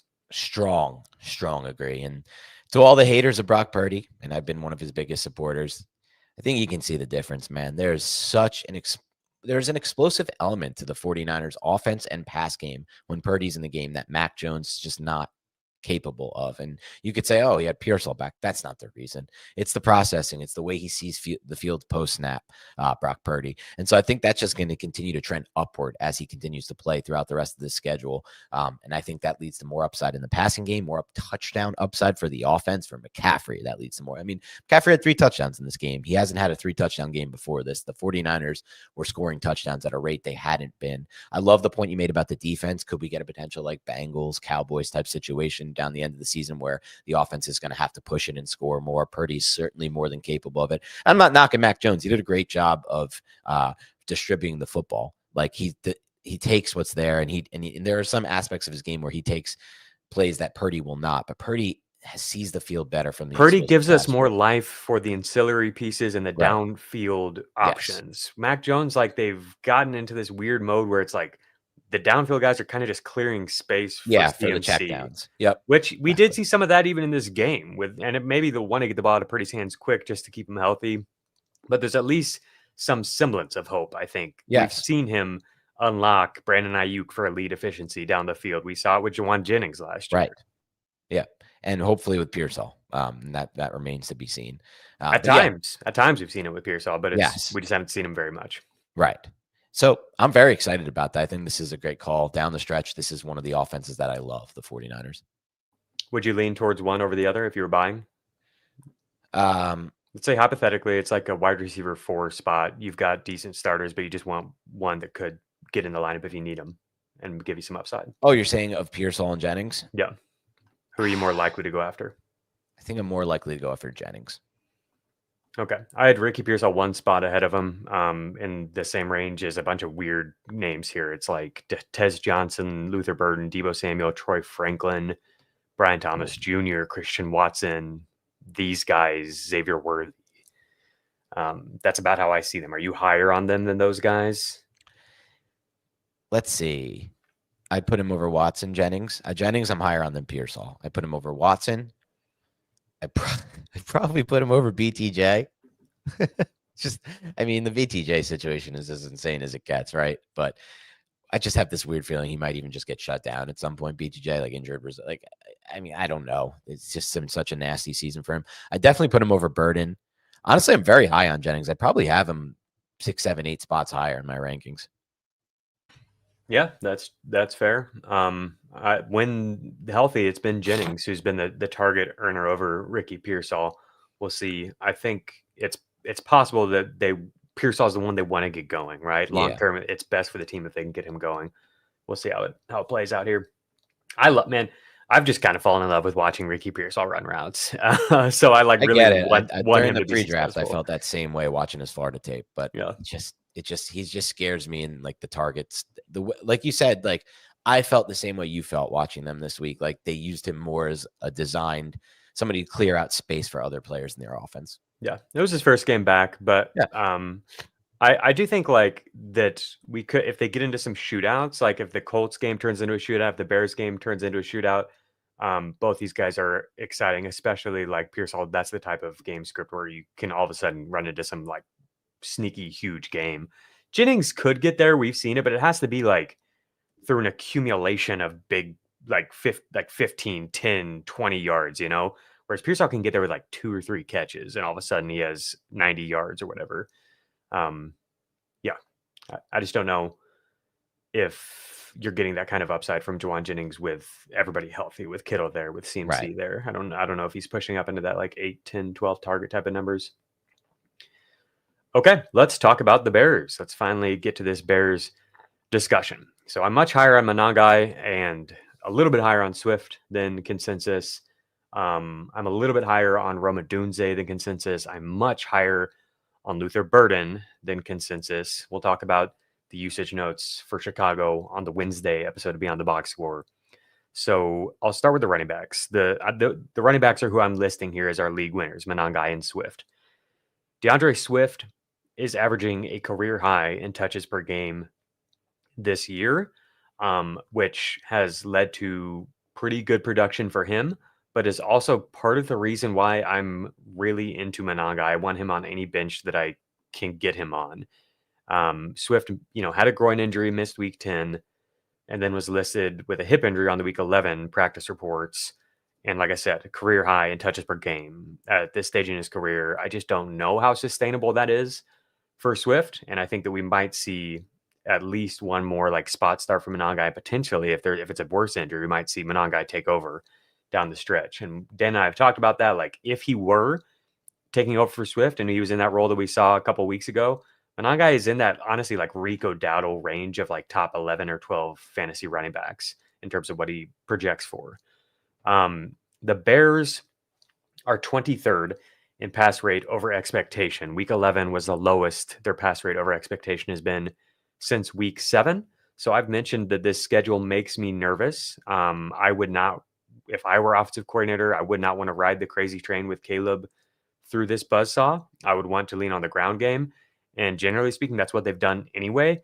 But then I looked at the schedule. So the schedule is the Steelers, the Eagles on the road, the Packers on the road, then the Browns, then the Packers again. And then they finally get the let up. Week 17 is against the Niners, who did not get very much pressure. But all those other teams can be pretty scary in terms of what their front seven can do to you. And while the Bears offensive line has played better this year, much better, it's mostly what they're able to do moving people on the ground. Their pass protection is, I would say, middle of the pack at best.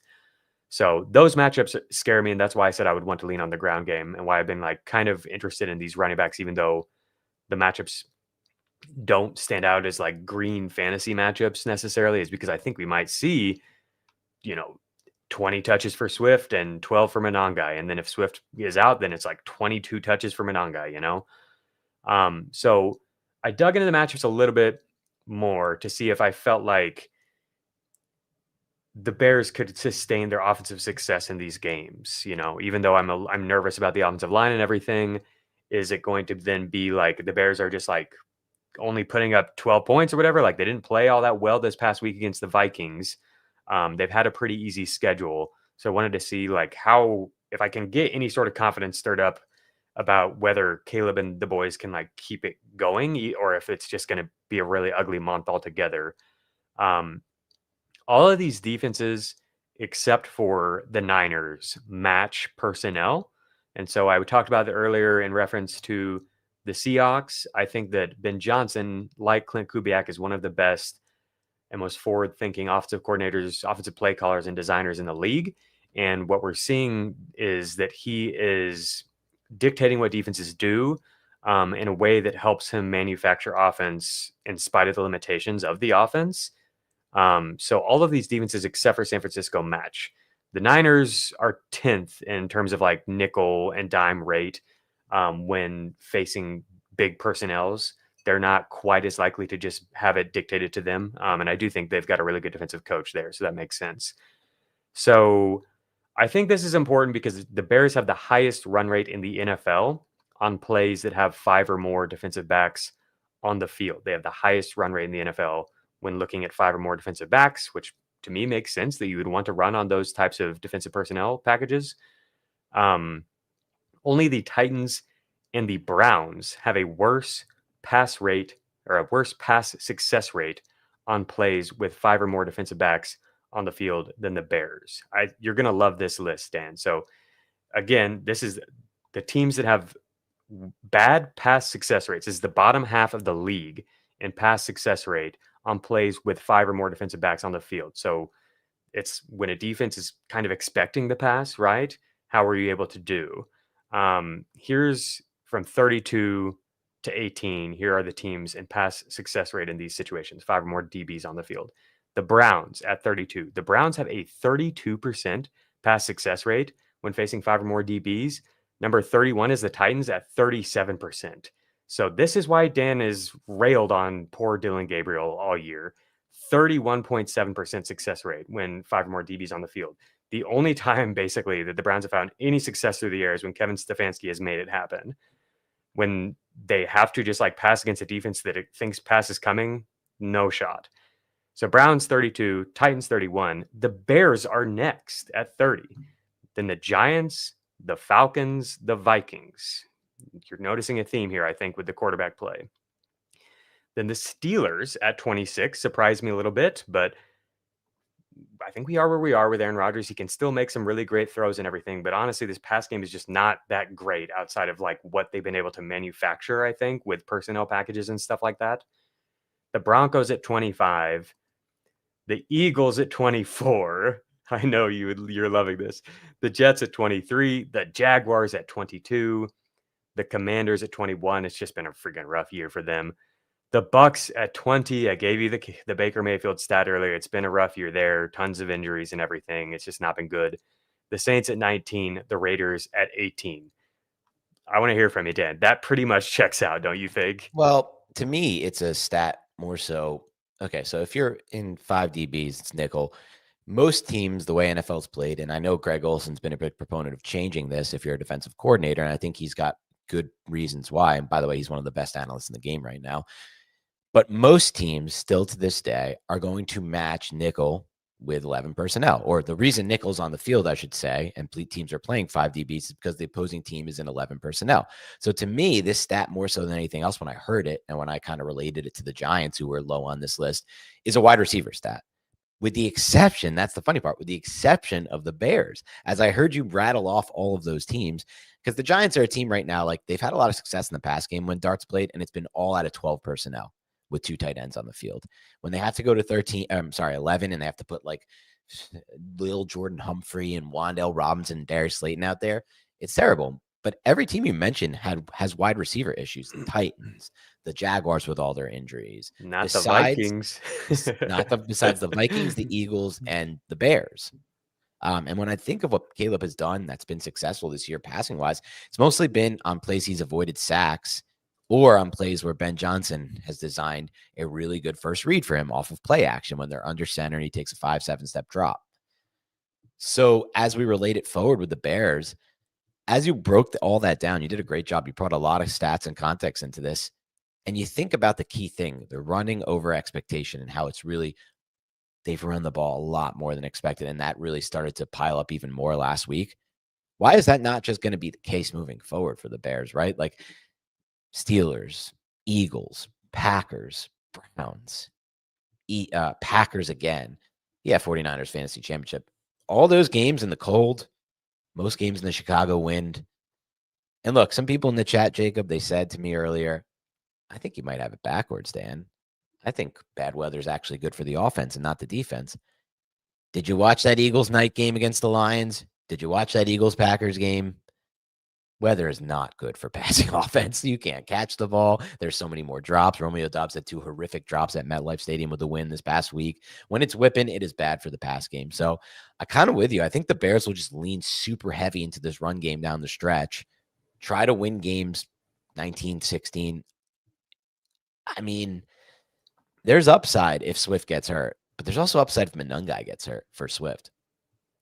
Yeah, either one of them. I like both running backs because, like, I think they could run enough, and I haven't even got to why I think that the pass game could find enough success to sustain it, and that's because these defenses are pretty man-heavy, a lot of these defenses, and Caleb has, like, really extreme splits against man coverage. Rome Odunze is one of the best man coverage beaters in the NFL, and Caleb has freaking struggled against zone. That's where zone is really predominantly played.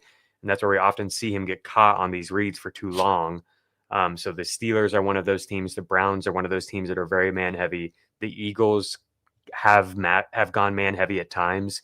The Packers are the matchup that scare me a little bit in terms of like whether Caleb will find success through the air. But those other matchups actually set up pretty well. It's kind of rare to find man heavy teams. It's not that common in the NFL right now, but they do have a few of those on the schedule. So that makes me feel a little bit better about them. I wonder how they chart it for teams like the Eagles with Fangio playing just like pattern match behind. Most of the time the Eagles don't. Yeah. And I don't know why they would against the Bears. I don't, but I'm just saying they have at times, and I think their DBs have played well enough that sometimes they go to that a little bit more, but most of the time they don't. It's mostly the Steelers and the Browns are 2 of the man heaviest teams. Yeah.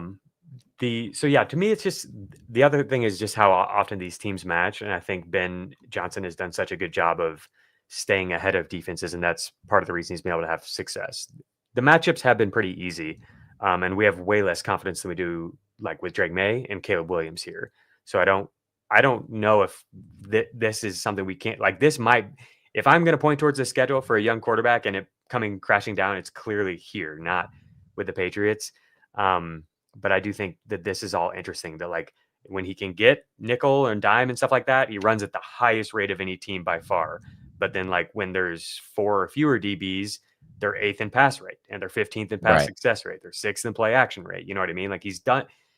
I'm looking at this and I'm hoping that Ben Johnson can just continue to outcoach opponents. And I think if he can, then everything is great here. Then you've got Rome Odunze hope. Caleb can be a top 10 quarterback. Maybe you even have tight end hope. The tight ends are the ones who really benefit from like getting some of these personnel situations where they attack with play action, and the running backs look great. And then worst case scenario is that I think they'll just lean on the running back so much. I mean, dude, the Bears running back role has low key been great. They're 8th in combined fantasy points in the backfield per game. Yes. They're 3rd. If you like take away the first month of the season, they've really figured things out, I feel like, lately, and just leaned on this ground game, got Monangai more involved. They're 3rd in fantasy points if you take away that first month. 29 RB touches per game during that time, 34 or more running back touches in 3 of the past 5 games. We've seen them really like settle in and work on the ground, and the run blocking is nasty, and the scheme is really good. And Monangai is a dog, dude. Like I think that you're not going to want to be tackling that guy over and over and over in the cold. He's not Derrick Henry or whatever, but like he runs with force. Yes. And so to me, it's just like they're going to be put to the test. These are tough defenses, but the Packers have not looked so tough at times. You know, they've had some pretty embarrassing tape when it comes to tackling at times this year. For as talented as they are and being able to get off on the pass rush and everything, like they haven't been great tackling. Much better pass defense than run defense. And so I do think there is some pretty massive upside. We've seen the spike weeks, 198 scrimmage yards from Monangai, 175 for Swift in week 6. Like either one of these guys, potentially both. That's where I'm at. I think they're really going to lean on the run game. I like it. And another battle for another day I'll have with the chat because we're way off on the We're on cold weather stuff in the chat. I mean, look, they're like, oh, good teams are good in the cold. Good offenses can play through the cold. It's like, well, just look at the NFL and what they're telling us. What is Vegas telling us? Look at the point total over-unders as we get to this time of the season and watching them plummet. Like, why do you think Vegas is doing that? Do you think it's just random, or do you think it's based on history? Yeah. And why, like this past week in week 12, did we see a massive plummet of 300-yard passers and 250-yard passers in the NFL? We're down to like 5, I think Azer said on yesterday's show. When it's windy and when it's cold, it's harder to catch the football. It's harder to throw the football. That's it. I'll end the debate there. You can think what you want on this, but I'll just let Vegas's point totals and projections and the actual results as we work through the rest of the season prove my point. Another segue. Our next running back duo to talk about is Jaylen Warren and Kenneth Gainwell for the Pittsburgh Steelers. Could they be league winners? I do think the Steelers are definitely going to lean on the ground game in a lot of cold weather games. They go on the road against the Bears, then they host the Bills, then they go on the road against the Ravens, then they host the Dolphins, then they go on the road, Detroit on the road, Cleveland. So I think one dome game in there. I'm not the dome guy. But a lot of cold weather games here. I think they're going to lead on the ground game. Both of these running backs have played really, really well. This is another offensive line that's better in run blocking than pass protection. I like both of them, not quite as much as the Bears running backs. Warren is somebody who I've had ranked ahead of the Bears running backs at times, but I'm worried about his health. If I knew his health was good and he would be plugged back into the role that we've seen from him, he would be in the top 15 ahead of the Bears running backs, clearly. But what do you think about these two? I know this offense isn't super easy to trust, especially with Aaron Rodgers hurt. Well, first of all, I just want to say no harm, no foul to the chat. I know you're not being a hater, and I'm not interpreting this as being a hater. We have different opinion on the whole weather stuff. It's all fun. It's all good. With that said, this is an offense moving forward where I want to trust in the run game, Jacob, because I have trust in Arthur Smith to design run scheme and to scheme up offense in the run game. It's something he's done throughout his entire career. Every stop of the way, pretty much, Arthur Smith has created success in the run game. And that's the case again in Pittsburgh. We've seen it here. Kenneth Gainwell went off when Warren went down. We don't know the status of Warren. He said he'll be fine. I also think it helps when you have basically essentially an extra offensive lineman on the field anytime you bring Darnell Washington on the field. Just legitimately one of the best top blocking tight ends I've ever seen. He's basically an all these 300 pounds. So I think things set up well for the Steelers with the weather changing. Potentially, who knows what we're going to see with Rodgers and Rudolph. Rodgers said he's going to try and play this week. We'll find out. So I'm in on this. My issue is just like what the status is with Warren and where they're at, those two. I guess we'll get to waiver wire later, but I'm curious how aggressive you are on going to get Gainwell. It seems like both Gainwell and Emmanuel Wilson have dried up, where it's like they were looking like maybe multi-week starters, but I don't know if either one of them will even be starters this week. Right. We don't know right now what's going to happen with the Jacob situation. I'm still being pretty aggressive in going to get Gainwell wherever I can, not even just on Warren teams, like anywhere. If I can get Gainwell, I want to. And that's why I wanted to mention him here. Warren is obviously like the luxury pick here, but like Gainwell has played really, really well. And I do think that they would lean on him. They've done that at times this year. I've been really surprised how many touches they've given him in games at times and how much work up the middle they've given him. I think he could gash some of these defenses, the Dolphins, the Bills for sure. We'll see where the Browns are at by week 17. We'll see the Bears this week. So both these Steelers running backs are intriguing to me. Agreed. All right. We've got a few more backfields here that are potential cheap sources of value. And again, we're looking at, if maybe 2 league winners doesn't actually mean any league winners if both running backs stay healthy. But maybe one of them goes down, we are at the end of a long season here. The next one is the Minnesota Vikings. So they've got 2 brutal matchups on the road this next 2 weeks. Green Bay Packers, Seattle Seahawks. Ebbs and flows to this season, man. We've seen it be Aaron Jones lately as the bell cow. Will he survive these next 2 matchups? If so, he will be rewarded with Washington, Dallas, New York Giants, and Detroit to close things out. And Aaron Jones absolutely could win you your leagues. But we don't know if he will. And so maybe Jordan Mason is a really good player to have on your bench. Ultimately, we're not feeling great about the offensive environment. But I wanted to bring them up because the schedule is really, really nice at the end of the season. So you could have a league winner here in Minnesota.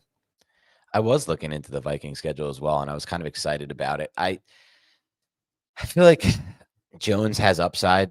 First of all, we've praised throughout the stretch of this season this Vikings offensive line and their yards created. When we started the year, this was what we deemed to be, when we first did that check-in, I think around week 5 or 6, one of the best offensive lines when it comes to yards created. And they had injuries, and they're getting healthier now. I like that, and as it sets up. It's just like, how much does McCarthy hold back this offense for me? It's this simple question that I have in mind. How much will he hold back them from scoring points? He clearly held them back from scoring points last week against the Bears. I mean, we're talking about a beat-up Bears defense that's given up a ton of horrific, performances to offenses that are not even that good, by the way. And then McCarthy gets home in his dome, great environment. All his receivers are healthy. His line is getting healthy, and he just can't move the ball with the exception of one drive. I don't really know what to think about the situation. From what I've seen, I've watched a lot of McCarthy cut-ups this past week. One, his footwork is just horrific at this point, and that's something that even McCarthy touched on. He said during this week, he's like, we get to the Thursday practice, we get to the Friday practice, and I'm really hammering home with McCarthy. Sorry, I think I said a different coach. I meant O'Connell, KOC. He's like, I'm hammering home, how his footwork needs to be at the top of his drop. And he's doing it in practice. And then we get to the game and it's not happening. And it's like, some people might hear that quote, Jake, and be like, oh, that's good. Like, he's working on it. It'll improve. I hear that quote and I'm like, he can do it in practice when there's no live pass rush. But when the game is sped up and there is a live pass rush, can he marry the feet to his throwing mechanics? And it doesn't seem like the answer is yes right now. And one thing I had on McCarthy's scouting report when I watched 11 games of his college tape, he was really bad throwing the football to his left. Mechanics were awful. The ball placement was awful. And then we're seeing these same issues creep up and crop up in his tape at the NFL level. You essentially have, if you're a good defense, what I would start doing against him is just, this is what people did against Daniel Jones when he was with the Giants. Leave the field side open, rotate your coverage away from it, the left, and usually the field side is to the left, and dare him to throw there because he's not locating the football there. He's still a pure drive thrower, Jacob, where it's just no touch, no trajectory at any point, just a drive throw every time with bad footwork. And so it's hard to keep an offense moving. It's hard to not punt when you have a quarterback who's playing like this. It's hard to generate any offense. So, should that lead to the Vikings just doing what we essentially said the Bears would do, though, Jacob? Just F it, let's run the ball at all times. Maybe. It's possible, so I'm open to this. Yeah, I think that's basically where we're headed. Just take the ball out of McCarthy's hands completely.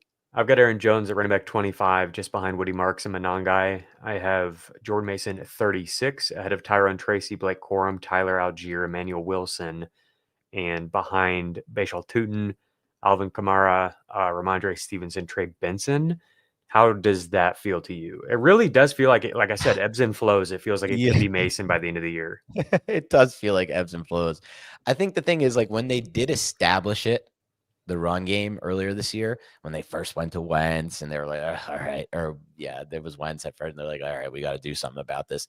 It was Mason, right? It was Mason who was establishing it for them because Jones was hurt. If they want to get back to that, do they look at it like we have to go back to Mason to get to that, back to that style of offense? Maybe.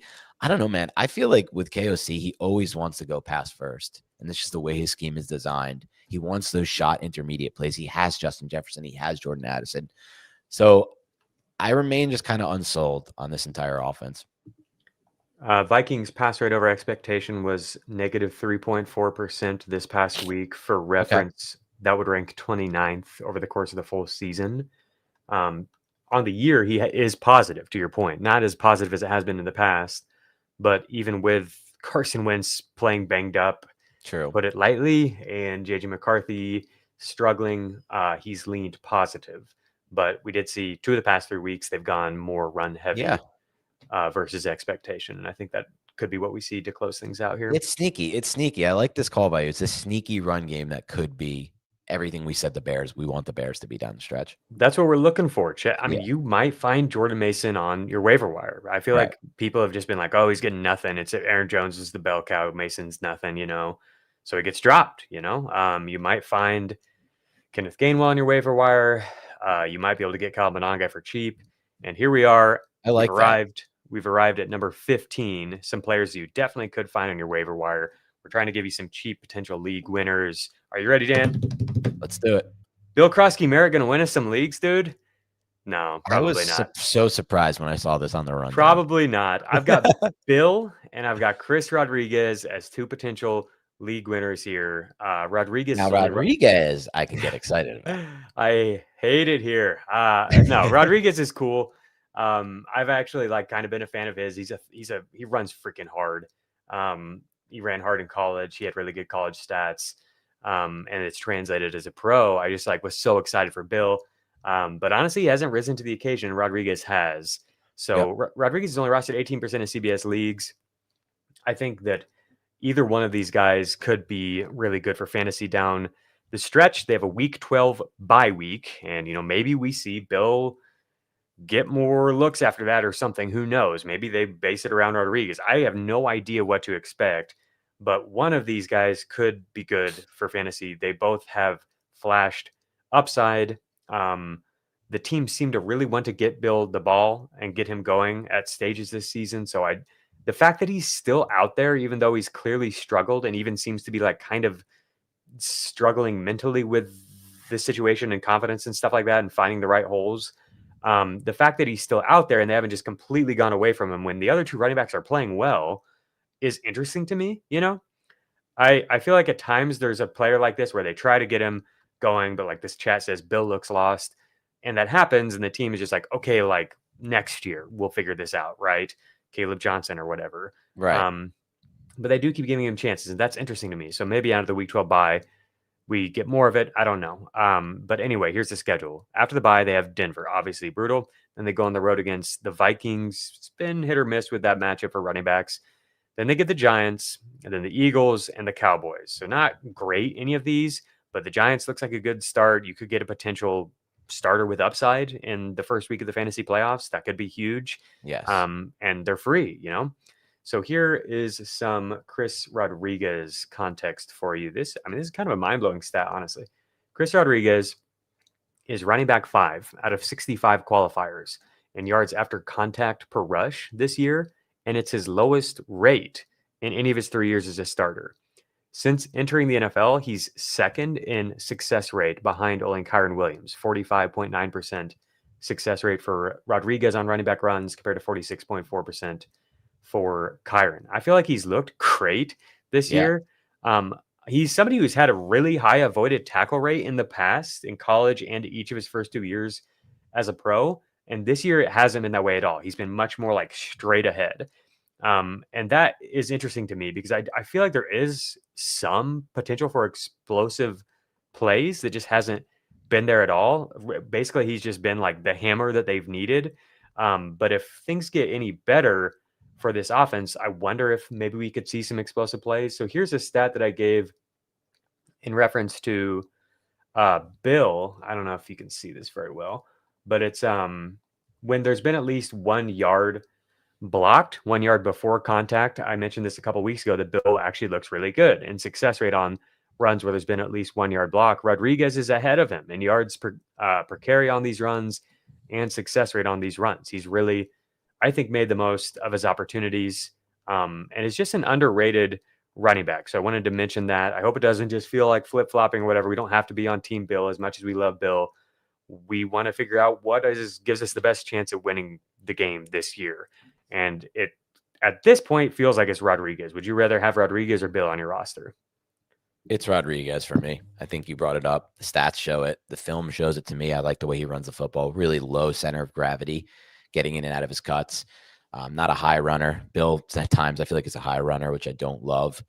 My issue, though, is down the stretch when it comes to this, where's the upside? Because there's no role in the passing game. So ultimately, it just comes down to efficiency as a runner and scoring opportunities in this offense. Will they play Jaden Daniels again? They're out of the playoffs. Seems like no, but they haven't put him on IR yet, which is weird. Don't you feel like his chances kind of depend entirely on if Jaden plays? Are you asking about Bill? No, I'm on Chris. I'm off Bill. I think he can give us decent games even without Jaden. I obviously think Jaden being back would help a lot. Okay. But I think he could just rumble against the Giants, don't you? Yeah, anyone can run against the Giants. So yes. Yeah. But it would definitely help to have Jaden back in there. I don't think he's going to offer almost anything as a receiver outside of just maybe some random one-off catches. So you're mostly needing decent game scripts to give him runs, which I think is what Dan's alluding to here. I've got him right behind Blake Corum and Tyler Algier and ahead of Emmanuel Wilson, Kamani Vidal. What do you think about that? Kenneth Gainwell, would you rather roster Gainwell or Rodriguez? Ooh. That's close enough that it might be even like format specific, like PPR favors Gainwell. I think I would choose Gainwell in any format, honestly. Yeah, I think there's a lot more upside. If something were to happen to Warren, I think Gainwell could be really, really good. Whereas I don't even know if a Bill injury happened. I don't know if it would change anything for Rodriguez really that much. Would you rather have these guys than like Sean Tucker, who played really well this past week? Would you rather have these guys, the Bill and Rodriguez duo? Would you rather have those two over Chuba Hubbard, Isaiah Pacheco, Kamani Vidal? In a non PPR, yes. Okay, that's about where I landed on them too. All right. I mean, it sounds ridiculous. That's the main reason I did it, is I just wanted to have, Bill. What are we talking about here? One more reference. But it could happen, right? I mean, if we're gonna get Chase Brown redemption arcs and Kenneth Walker redemption arcs, why not Bill, man? This has been a crazy season. Why not? Okay, there you go. 15 league winners. Dan, are you ready to plant a flag? Yeah, we built all this up for a flag plant player each. Please lead us off. Who is going to win leagues? Who's going to wreck fantasy playoffs? Yeah, so these are our flag plant players. So we went over potential league winners, the 15. These are guys that we are just as sold can be as being a league winner this year. So I had to debate. I wanted to maybe come full circle with it, Jacob. My flag plant player in the preseason for fantasy football was George Pickens. And then after watching that game last night, I was like, we can come full circle here and just go George Pickens, and it's going to look real nice. I mean, that touchdown George Pickens had, if anyone wants to just think about why I love Pickens so much and why I was planting my flag on him in the preseason, it's that touchdown. It's that play. I watched 99 out of 100 receivers get tackled there at the 4, 5, or 3 yard line. He is housing that for a touchdown. He almost housed another one later for a touchdown as well. Just like I said, just like you house Dylan's Burger, George Pickens houses every opportunity again. I honestly feel he's so much better after the catch. The people have given him credit. And realize that was what we're one of the big reasons we were so excited for him, is like the pairing with Dak is perfect for him to abuse people after the catch. Everyone just assumed he's like this jump ball 6'4" guy who's a vertical threat, but you watch his Steelers tape and you're like, no, he is an absolute yak threat, and he's proven to be that every single time. Give me that, as Zach Tom Stan says, and we got to hope Zach Tom's playing the rest of the year too, by the way.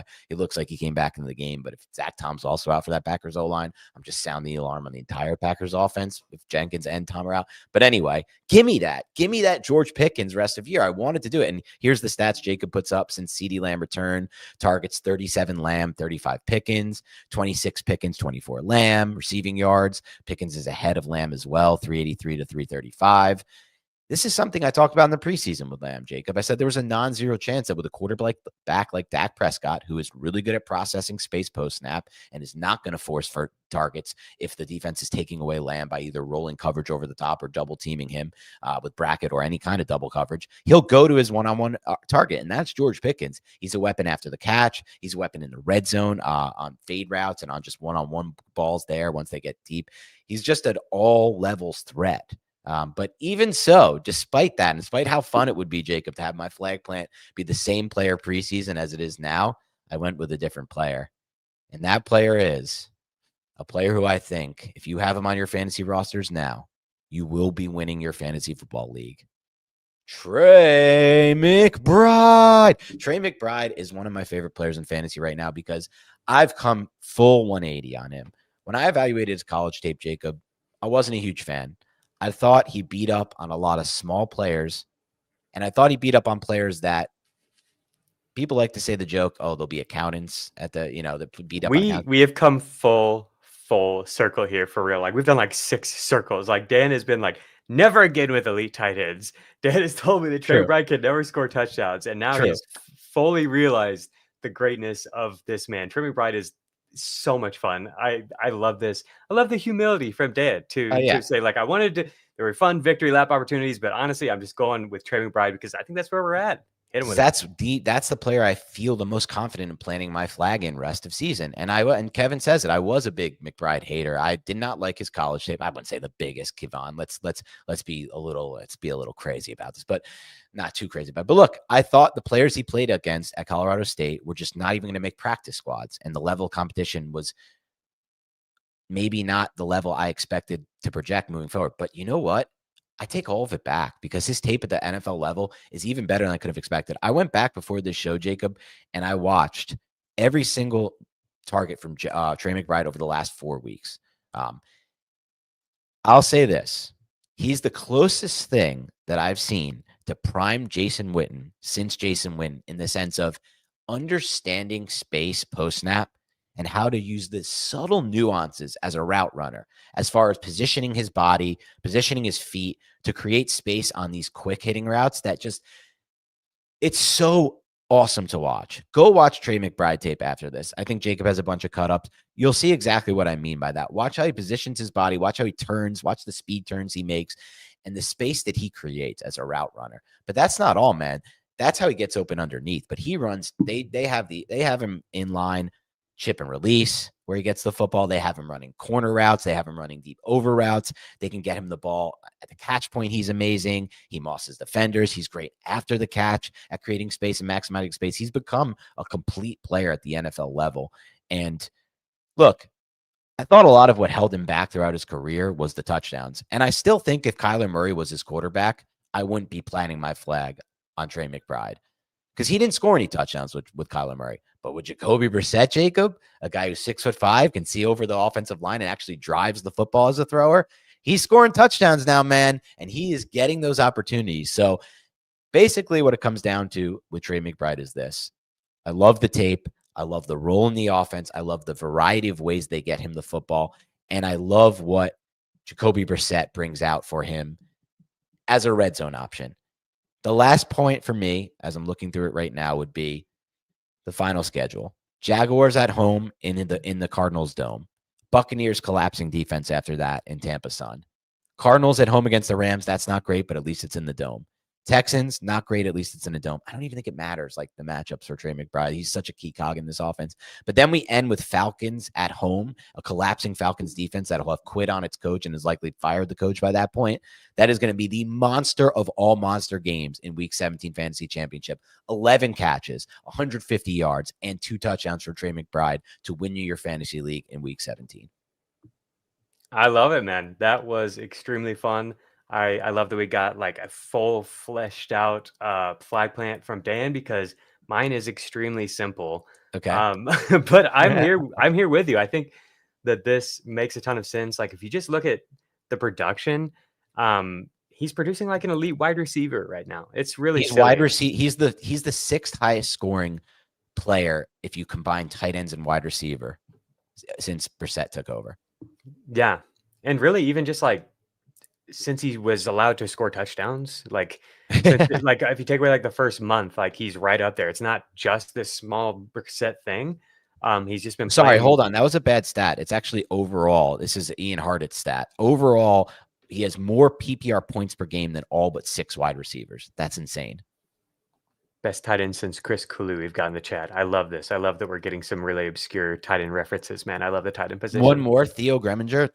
Trey McBride, this is shout out Theo Greminger, OG Fantasy. Trey McBride he says Trey McBride is on a collision course with history. He's on pace for 120 receptions, which would set a new NFL record for the most catches by a tight end in a season, breaking Zach Ertz's mark. But that Zach Ertz's mark, remember that year? That was just like PPR scam.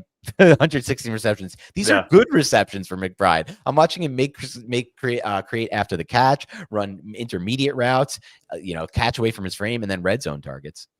I love it. Shout out Theo, of course. Great stat. Yeah, I think he's gonna crush, man. Of course, the key is no Kyler. Please don't bring him back. I know they're not winning with Jacoby. I know things aren't great, but just leave him in the game, please.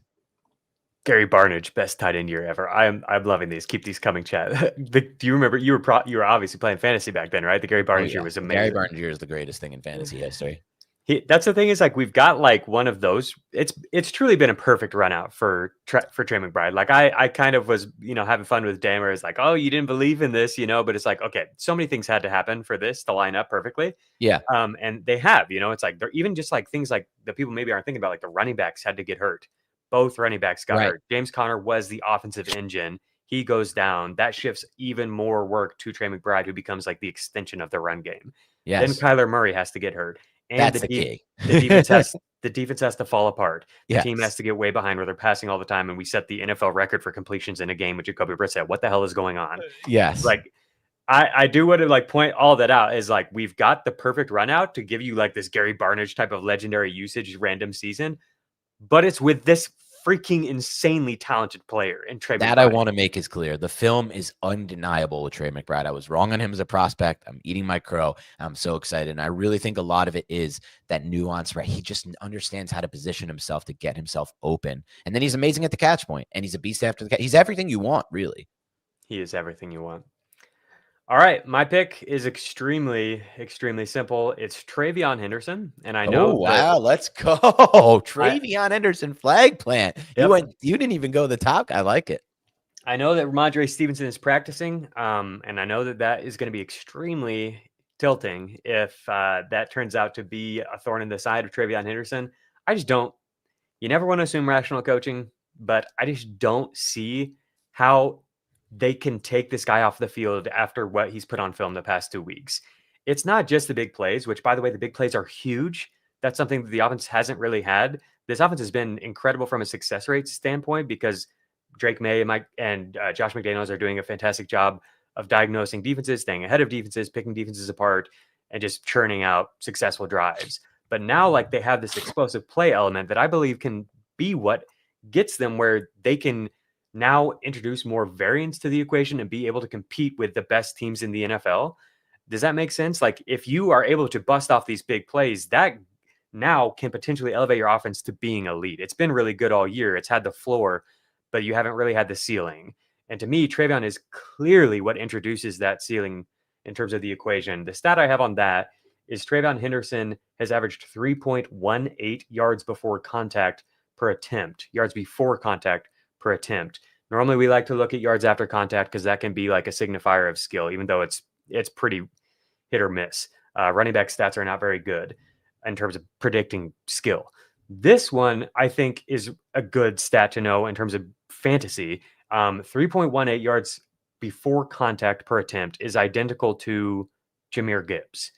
And I think that's the comp. That's not to say that he is Jahmyr Gibbs, but that's how he succeeds for fantasy. Is you have the speed to create these explosive plays and be able to find the edge or shoot through a gap in a different way than almost any running back can and just give you these huge plays. And if you watch the past 2 games, it's not only the big plays. He's looked really good, I think, in navigating traffic these past 2 games. The footwork has been really good. The vision is catching up slowly, but I don't think it's ever going to be a strong suit of his, but I don't think it necessarily has to be for him to find success in this offense. We could see the receiving role expand too.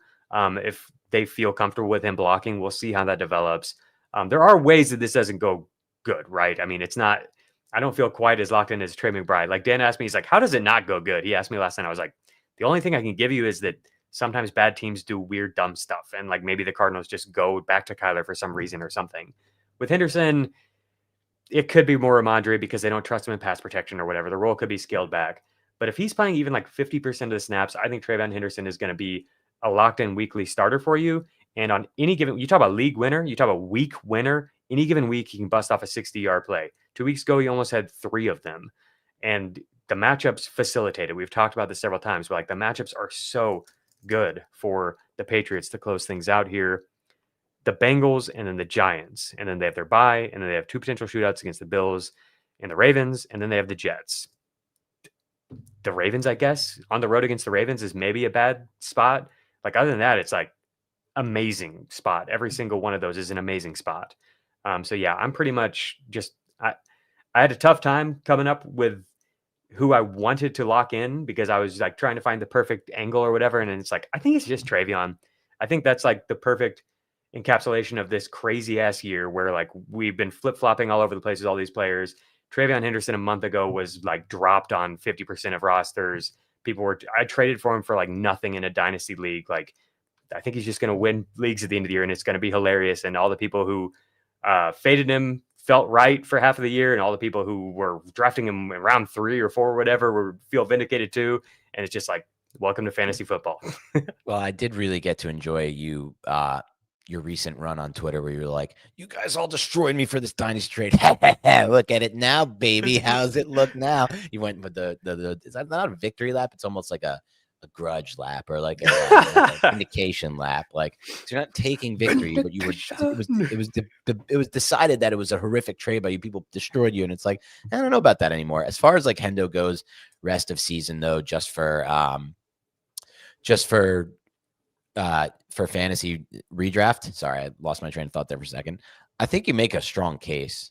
Like, it's the explosive plays. It's the idea that the Patriots have found a different level of their offense by making him more involved. I find it really interesting, like what you mentioned, as far as like, do they trust him in pass protection? He was so good at pass protection at Ohio State. Like, that was part of my write-up for him as a prospect and why he was my RB2 overall in this class. So it's like, he can do everything. He can play all 3 downs, and yeah, I think Baba Ganoush puts it out here as well. He's like, Hendo was amazing at pass block at OSU. Maybe that's just a timing thing. Maybe that's just like a understanding of this offense. McDaniels asks a lot of these players in this offense. It's, crazy how fast that Drake May's picked up. Yes, Ben, by the way, Ben says there's 567 people still in here. Why are there only 40 likes? Are there only 40 likes in this video? Please, this is insane. We need at least a minimum of 100 likes on a 2-hour deep dive video. Please hit the like button right now. If you're listening right now and you're watching, we have more than 40 people in the chat. How do we not have more than 40 likes? Click the like button now. But yeah, Henderson, rest of season, it's a little bit of a leap of faith in the coaching staff, but I'm with you, man. Like, how could you how could you put the bottle back on this player? If you're Mike Vrabel, if you're Josh McDaniels, you know what he offers when he's on the field. And it's not just like the explosive plays. It's how the defense has to scheme to stop you, right? It's very different if you're a defense and you're matching up and you're game planning during the week, and then you're matching personnel or you're matching in-game, and Henderson's on the field versus a player like Ramondre Stevenson. The chat said there's 434 likes. Why are you yelling at us? Somebody said there were 40 likes. Still not enough. Still not enough, man. We got Dan here doing the flu game for the 3rd straight week. JMB says, break out the nose strips. Fever, nose strips. Flu, nose strips. Broken fibula, nose strips. I like it. The nose strip will come back. It will make a big comeback soon. All right, there you go. 15 league winners. Honestly, it was more like 20 because several of these were, 2 players, Chris Olave and Juwan Johnson. If you missed the beginning, I'll run through them again. Oronde Gadsden, Olave and Juwan Johnson, Stefon Diggs, Darnell, Mooney and Kyle Pitts, Travis Kelce, Kareem Hunt. This list is hilarious. This has been such a fun season. Chase Brown, Kenneth Walker, Jameson Williams, Juwan, Jennings, Ricky Pearsall, Christian Watson, Kyle Monangai, DeAndre Swift, Kenneth Gainwell and Jaylen Warren, Aaron Jones and Jordan Mason, Chris Rodriguez, Bill Croskey-Merritt, with flag plants of Trey McBride and TreVeyon Henderson here to win you weeks in the fantasy playoffs and hopefully take you all the way there. What a show. You ready to, we've got waiver wire. We've got running back stash ranks if you want to get into that and how to handle bench spots. Let's do that first, since we just talked about a bunch of running backs. So you've got the Washington guys. Let me get my rest of season rankings pulled up again. We've got the Washington guys here. If you guys have any chat questions pertaining to like this discussion, I think this is a good time to interact with y'all in terms of how you're handling the bottom of your bench here. So to me, like I was ahead of the Emmanuel Wilson thing because I had him on a bunch of benches, and that happens in most of my leagues. That happens quite a bit where you're able, it hasn't been huge for Tyron Tracy, but I had him before the Scadaboo injury, stuff like that, I try anytime I can, I try to hold as many running backs as I can on my bench. Is that basically where your head's at with how you handle bench spots? And does that change as you get closer and closer to the playoffs? You're 100% right. That's essentially how I've always kind of operated. Very few receivers make sense from a stash standpoint. So yeah, I think we're on the same page there. Okay. Is there like a certain point at which you start to shift more towards players who you might be able to put in now, though? Like maybe you want to just grab a receiver who you like, you feel good about the stretch run. So like, let's say you're in a really deep league, and this is silly, but like Greg Dortch is somebody who I've been looking at as like a flex bench option on deep dynasty rosters because the schedule sets up nice and everything that's happening in Arizona is pretty crazy. That's the idea. Somebody like that, as opposed to just like the lottery ticket running back who might give you nothing at all, like Ray Davis or whatever, at some point, do you start to make those types of moves? It really depends on the roster construction and if I need that at the time. Okay. Let me just show you my rest of season running back rankings then here. So Zach Charbonnet, David Montgomery, Kareem Hunt, I think are kind of the best version of this archetype. Tyjae Spears, Bayshell Tootin, Jordan Mason, Tyrone Tracy, Blake Corum, Tyler Algier, Kenneth Gainwell, Chris Rodriguez, Bill Croskey-Merritt. That's the order I have them in. Sean Tucker, Emmanuel Wilson just behind them. Kamani Vidal, we've seen end up be this kind of player this year. Chuba Hubbard fits into this archetype at this point. Is there anybody who stands out to you here that you would prioritize? Because in most cases, it's only 1 to 3 bench spots that you're able to use this way. Like in some leagues, I've got Harold Fannin just because I'm not sure. Like I haven't been sure what would happen with Brock Bowers' health down the stretch, so I've held on to him because I don't want my opponents to have him. And I feel like he could be somebody who helps me at the end of the year. And so that limits me to just 2 of these guys, but I just listed off like 12 of them. Does anybody stand out to you, Dan? Not really. You may have to carry me on this one, Jacob. I don't have too many strong feelings on these cuffs. Alrighty. I tend to lean toward the offense, the better Brian offense. Robinson. Yeah, like Brian Robinson is probably top of my list. I think that's fair. Brian Robinson in this range. I can't imagine you're playing in any league where the Christian McCaffrey owner manager doesn't have Brian Robinson, though. It'd be crazy. I have McCaffrey in 4 leagues. I have Robinson in every league. Okay. It'd be insane not to. And 2 of those, Robinson was dropped. I didn't even get a chance to draft him, and then I snapped him up immediately when he hit waivers.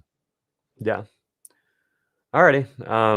The chat says Bowers will be fine. And I was like, yeah, no, that was just something I was talking through like a month ago. I was worried about that, At this point, I think he'll probably be fine. I'm probably fine to drop Fannin. But yeah, I think it's really interesting how you use the bottom of your bench. Obviously, it depends on what kind of league you're playing in. Who is the Jonathan Taylor handcuff? People ask. Could be Giddens, who we liked a lot. I've been picking up in like deeper leagues. I've been picking up. Is it Goodson? Is that the name of the guy? He's played before and he's done all right. Yeah. That's who I lean towards right now based off what we've seen recently. It could be Giddens, but he hasn't even been active lately. Yeah, if push came to shove and Taylor was injured, I think they would definitely. I would want Giddens. I think that makes more sense earlier in the year. I kind of would be surprised if they just went to the rookie like in a huge role at this point as they're gearing up for the playoffs. Yeah, and they've got a bunch of really tough matchups coming up, like against playoff teams. I don't know if they could trust Goodson in that role either, though. That'd be interesting. He's played with this coaching staff. Alrighty. I don't see anything else super interesting here in terms of running back questions in the chat. So I guess we'll just move on to waivers. Yeah, let's go waivers. Okay. So to me, 2 guys, I haven't dug into waivers a ton yet. I know Gainwell's a big one for you. We can start there. Get into this together here and go position by position. But 2 that stood out to me as really high upside guys that I wanted to highlight for people that I don't think are front of the mind are Adonai Mitchell for the Jets. They're making the quarterback change there.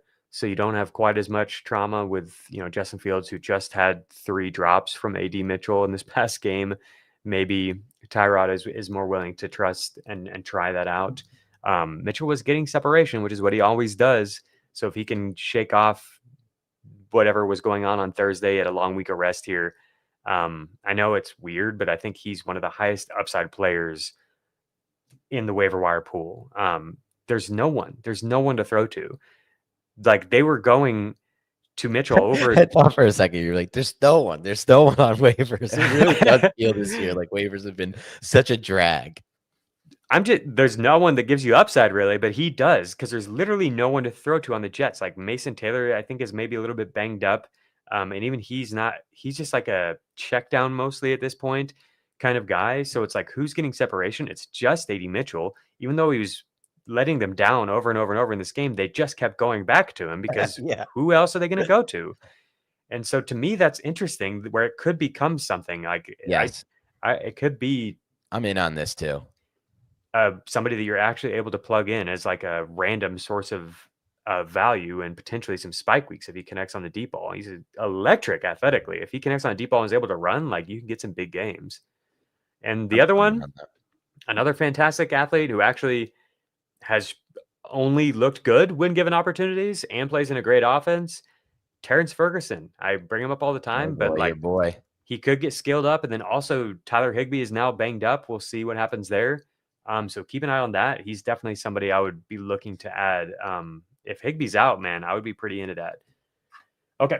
As for quarterbacks, we've got, it looks like, am I seeing right that we're going to have another week of Davis Mills? No, actually, CJ Stroud was back at practice this week, so it's not a guarantee just yet. Okay. Potentially. Womp womp for Nico Collins shares somehow. Like somehow bad news to get Stroud back on the field. Jacoby Brissett, I think you keep rolling with. He's got the Jaguars this week. Yeah. He's available in 59% of CBS leagues. Bryce Young, awesome week. Oh, I'm sorry. Dan says they announced Mills already. Stroud is out. So I guess he was just at practice, but not actually practicing. My bad. So it will be Mills again, just to be clear. Bryce Young played really well. Available in 76% of CBS leagues. Gets the 49ers this week that just got torched by Jacoby Brissett. Tyler Shuck, available in almost every league against the Falcons. Sure, if you want to go to Cousins in that same game, like you want to get nuts. These are all only 2 QB league options. Yeah, I mean, yeah, for sure. But Bryce Young is sneaking up there, man. He could have another monster game. I think he's really interesting of the guys we've looked at. Jacoby Brissett has been a quarterback 1 every single week, so he might even be at home against the Jaguars. He might even be in that QB1 discussion. Is he your top guy, Brissett? Brissett by far. I think it's going to be a wake-up call for this Panthers pass game against the Saints. I don't understand what you just said about the Panthers pass game. I don't think it's going to be a good week for them. They're playing the Niners. Oh, I got it mixed up. Okay. Yeah, Panthers, the Niners. Saints, Falcons. Still don't think we're gonna see a good week. I feel like that was just in Saints. I think we could. I think the Falcons pass D is just collapsing from what I saw. Just crazy breakdowns. And I talked about this on yesterday's show, but it's like, if you're going to blitz Bryce Young, I think he can take advantage of it. If you're going to drop 7, rush 4, their O-line is too bad. That's fair. Yeah. It's a much, much, much different type of defense schematically. Yep. But I just do feel like maybe they found something. Yeah. We'll talk about T-Mac more tomorrow. I feel like you could just go to him over and over like we just saw with Michael Wilson. Yeah. He would be my QB2 of this group, followed by probably Mills, and then like Shuck and Kirk Cousins. I don't really want any part of Kirk Cousins. Yeah, I think it's probably Shuck, Mills for me, and then Young. All right. Some decent options there. Decent week for streaming the position. Let's flip over to running back. I think that Kenneth Gainwell is one of the best ads. Emmanuel Wilson too. Bashal Tootin, we'll see what he's able to do from a health standpoint. Sean Tucker is available in over half of CBS leagues, and we don't know that Bucky Irving will be back. So definitely some interesting names there. Does anyone stand out as a preference for you? Gainwell, just with the upside, depending on if Warren can't play. He's by far the highest upside there. Okay. So, yeah, we'll say Gainwell against the Bears as the number 1 option, followed by, I think, Tootin would be next for me.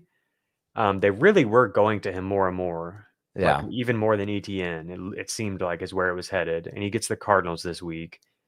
And then I think I would go with Emmanuel Wilson next, but Sean Tucker could absolutely outscore him. Sean Tucker is on the road against the Rams, so I do worry a little bit about the Bucs offense, and we don't even know if Tucker will get to play. So I would go with Emmanuel Wilson at 3. And so he's got the Vikings. That could be a game where they get up early for sure with the way that Minnesota's offense is playing. That's in Green Bay. I think that gives you 4 or so running backs that are good options this week. And then you've got like Keaton Mitchell, I think will not be on people's priority list because Washington's on the bye. I could be wrong. Did I say Keaton Mitchell? I meant Chris Rodriguez. Keaton Mitchell is somebody who I'm interested in too, though. He's getting in more. Justice Hill's a little bit banged up, and they've got the Jets this week, so we could see some big plays ripped off for Keaton Mitchell. And I think he's a really good upside. I need to add him to my rest of season rankings. If something happened to Derrick Henry, dude, like I think Keaton Mitchell. Good point. He's looked so good. Yeah, I was a little worried about him after the ACL, like if he would regain form. It's like he somehow immediately regained the exact form he had. Keaton Mitchell to me is in the exact same range as Brian Robinson, Sean Tucker in terms of like holding guys. Not in that. Don't mention. Not for me in the Brian Robinson. That's you win leagues with Brian Robinson if CMC gets hurt. I think.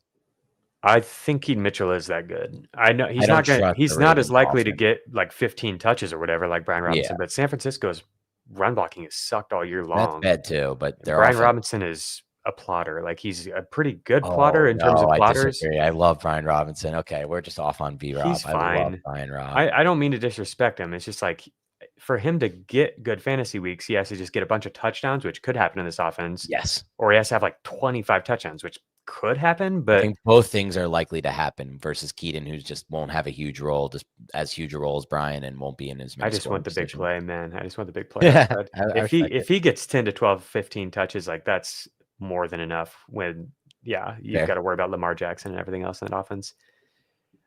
But I get your point. That makes sense. Yeah. So I wanted to bring him up for sure. I'm glad that we got to keep Mitchell. He's a good stash and a good pickup. He would be next for me. I would pick him up ahead of Rodriguez because they do get the Jets this week, and there's potential something could happen right away. Outside of that, there's not a whole lot that stands out to me looking at running back. I think Take Bigsby continues to be a pretty good backup type of stash, like a lottery ticket kind of stash. Do you have any thoughts on the Giants? It's pretty straightforward, right? It's Tyron Tracy's playing pretty well, but Singletary's getting the ball in the red zone. Yep, exactly that. Yeah. Bam Knight, didn't DeMarcado get banged up this week? I believe that he did. Let me try to find that real quick because Bam Knight's available in 50% of leagues too. And they get the Jaguars. Yeah, DeMarcado is doubtful, so we'll see what happens with Trey Benson. But Bam Knight is somebody to keep an eye on too that maybe people aren't really going to be going after super hard. The usage has been pretty good for him. All right, that's pretty much everything at running back. Ollie Gordon, do you think he's somebody worth rostering in deep leagues? Yeah, just another stash type player. Mm-hmm. H.N. has his injury history. Okay, I'm reading through the comments to make sure we're not missing anything here. At running back, yeah. I hope Benson's back this week. Benson had some pretty insane metrics on like a per opportunity basis this year, but we haven't got to see it very much. I'm really curious what it would look like as the fully integrated starter. Okay, wide receiver. You've got, what have we got here? Jaden Reed is coming back. AD Mitchell, I already mentioned. Darnell Mooney, we talked about today. Gets the Saints this week. Michael Wilson against the Jaguars. I think that we could see another good game for him. Is Wilson the top name for you so far? Yeah, without a doubt. Film was phenomenal. We talked about him a lot on Monday. Do you think Darius Slayton gets back in this week? Do you think it matters? I mean, he's had this hamstring injury twice now. I don't think it matters much regardless. Yeah. Okay, Luther Burden, available in a lot of leagues. We did see the role shift his way. He basically played the Zacchaeus role. And so that's not a guarantee to lead to fantasy success because it's still only about 2/3 of the routes and a fifth of the targets or something like that. But good to see them moving more towards Luther Burden. And he's definitely somebody I would like to roster if I can. Yep. The 2.5 hour podcast is catching up with me. Let's wrap this up. Mac Hollins, We're talking about Matt Collins, but I mean, that's where we're at with this freaking offense, man. Drake May and McDaniels are cooking, and they get the Bengals this week. So Matt Collins is a decent flex. Jalen Coker against the 49ers is somebody for deep leagues. I think he's getting healthier and healthier, and they're getting more and more confident in him. He's a really good player. Legette's hurt too. Right. Hip injury for Xavier Leggett. Jaden Higgins, available in 80% of CBS leagues, has played a lot better. They're going to him more and more. He's basically the wide receiver 2 is kind of where we've arrived with him at this point in the season. So he's somebody to know. If you can just stash a receiver in a deep league, I really like Jalen Noel. But I would stash AD Mitchell before him. I think the opportunity is more like presently available to him right now. Kyle Williams, I just want to bring up real quick. They're only using him on the outside, basically, on as a deep route runner. I think he can do a lot more. I think he can win in quick, horizontally breaking ways. But they're pretty much just using him down the field, like in the role that Kayshon Boutte was kind of in. So that's interesting for his long-term outlook, because I think some people sort of pigeonholed him into like a slot-only kind of archetype because he's smaller. I think he's had decent success winning down the field in that role, which is pretty impressive to just be like isolated out there as the X receiver and be winning against NFL corners at times. So not probably going to matter this year. It would probably take an injury to Stefon Diggs or something like that. But I do think he might be able to step into the Diggs role if need be. Just wanted to give people an update on him. The sickos. Yeah, we've talked about. Definitely not a stash for me for redraft, but do like the talent. Okay, so we talked about a bunch there at receiver. AD Mitchell is pretty much the top name for me. What do you think about Jaden Reed compared to some, like, if you don't have an IR spot, would you rather have Jaden Reed or would you rather have Darnell Mooney? Mooney. Would you rather have Jaden Reed or Luther Burden? Burden. Right? That's kind of where I'm at, is like Jaden Reed or Jaden Higgins? Reed. I think that's where I'm at too. It's like, it's weird because like we've seen this guy be so good, but I just don't know what the role will be. We don't know what the health is going to be. And the offensive line is playing so bad. It's so banged up. I think he's like a C tier kind of wide receiver ad. I think there's other guys I like better. Okay, let's move to tight end. It's Terrence Ferguson. If you want a long-term bet on upside and maybe something happens with Higbee where he gets on the field more, Juwan Johnson is the guy to go to this week. Gets the Atlanta Falcons, available in 53% of leagues. What a gift. Anything else? Nah, Johnson would be number one. If you need help for right now, Josevich on the Bengals with Jamar Chase suspended is not a bad play. Sure. Yeah. I forgot about thinking about who might step up there. It's like Tinsley and players like that. Like it's pretty random. So maybe it's Yoshibas. Yeah, it's random. I wouldn't feel confident in that. Agreed. AJ Barner has played really well. Got freaking 10 catches this past week. He could have another good game against the Titans. Britton Strange is a player I love and think could be an important part of the Jaguars offense. I heard him compared, Max Toscano came on the box score a couple weeks ago and compared him to like Tucker Kraft. He said he was like a smaller kind of version of Tucker Kraft. I'm like, that's crazy, dude. He's good with the ball in his hands. I really like Britton Strange, and I think he could play well down the stretch here. So I would stash him ahead of Terrence Ferguson, who I am obviously enamored with.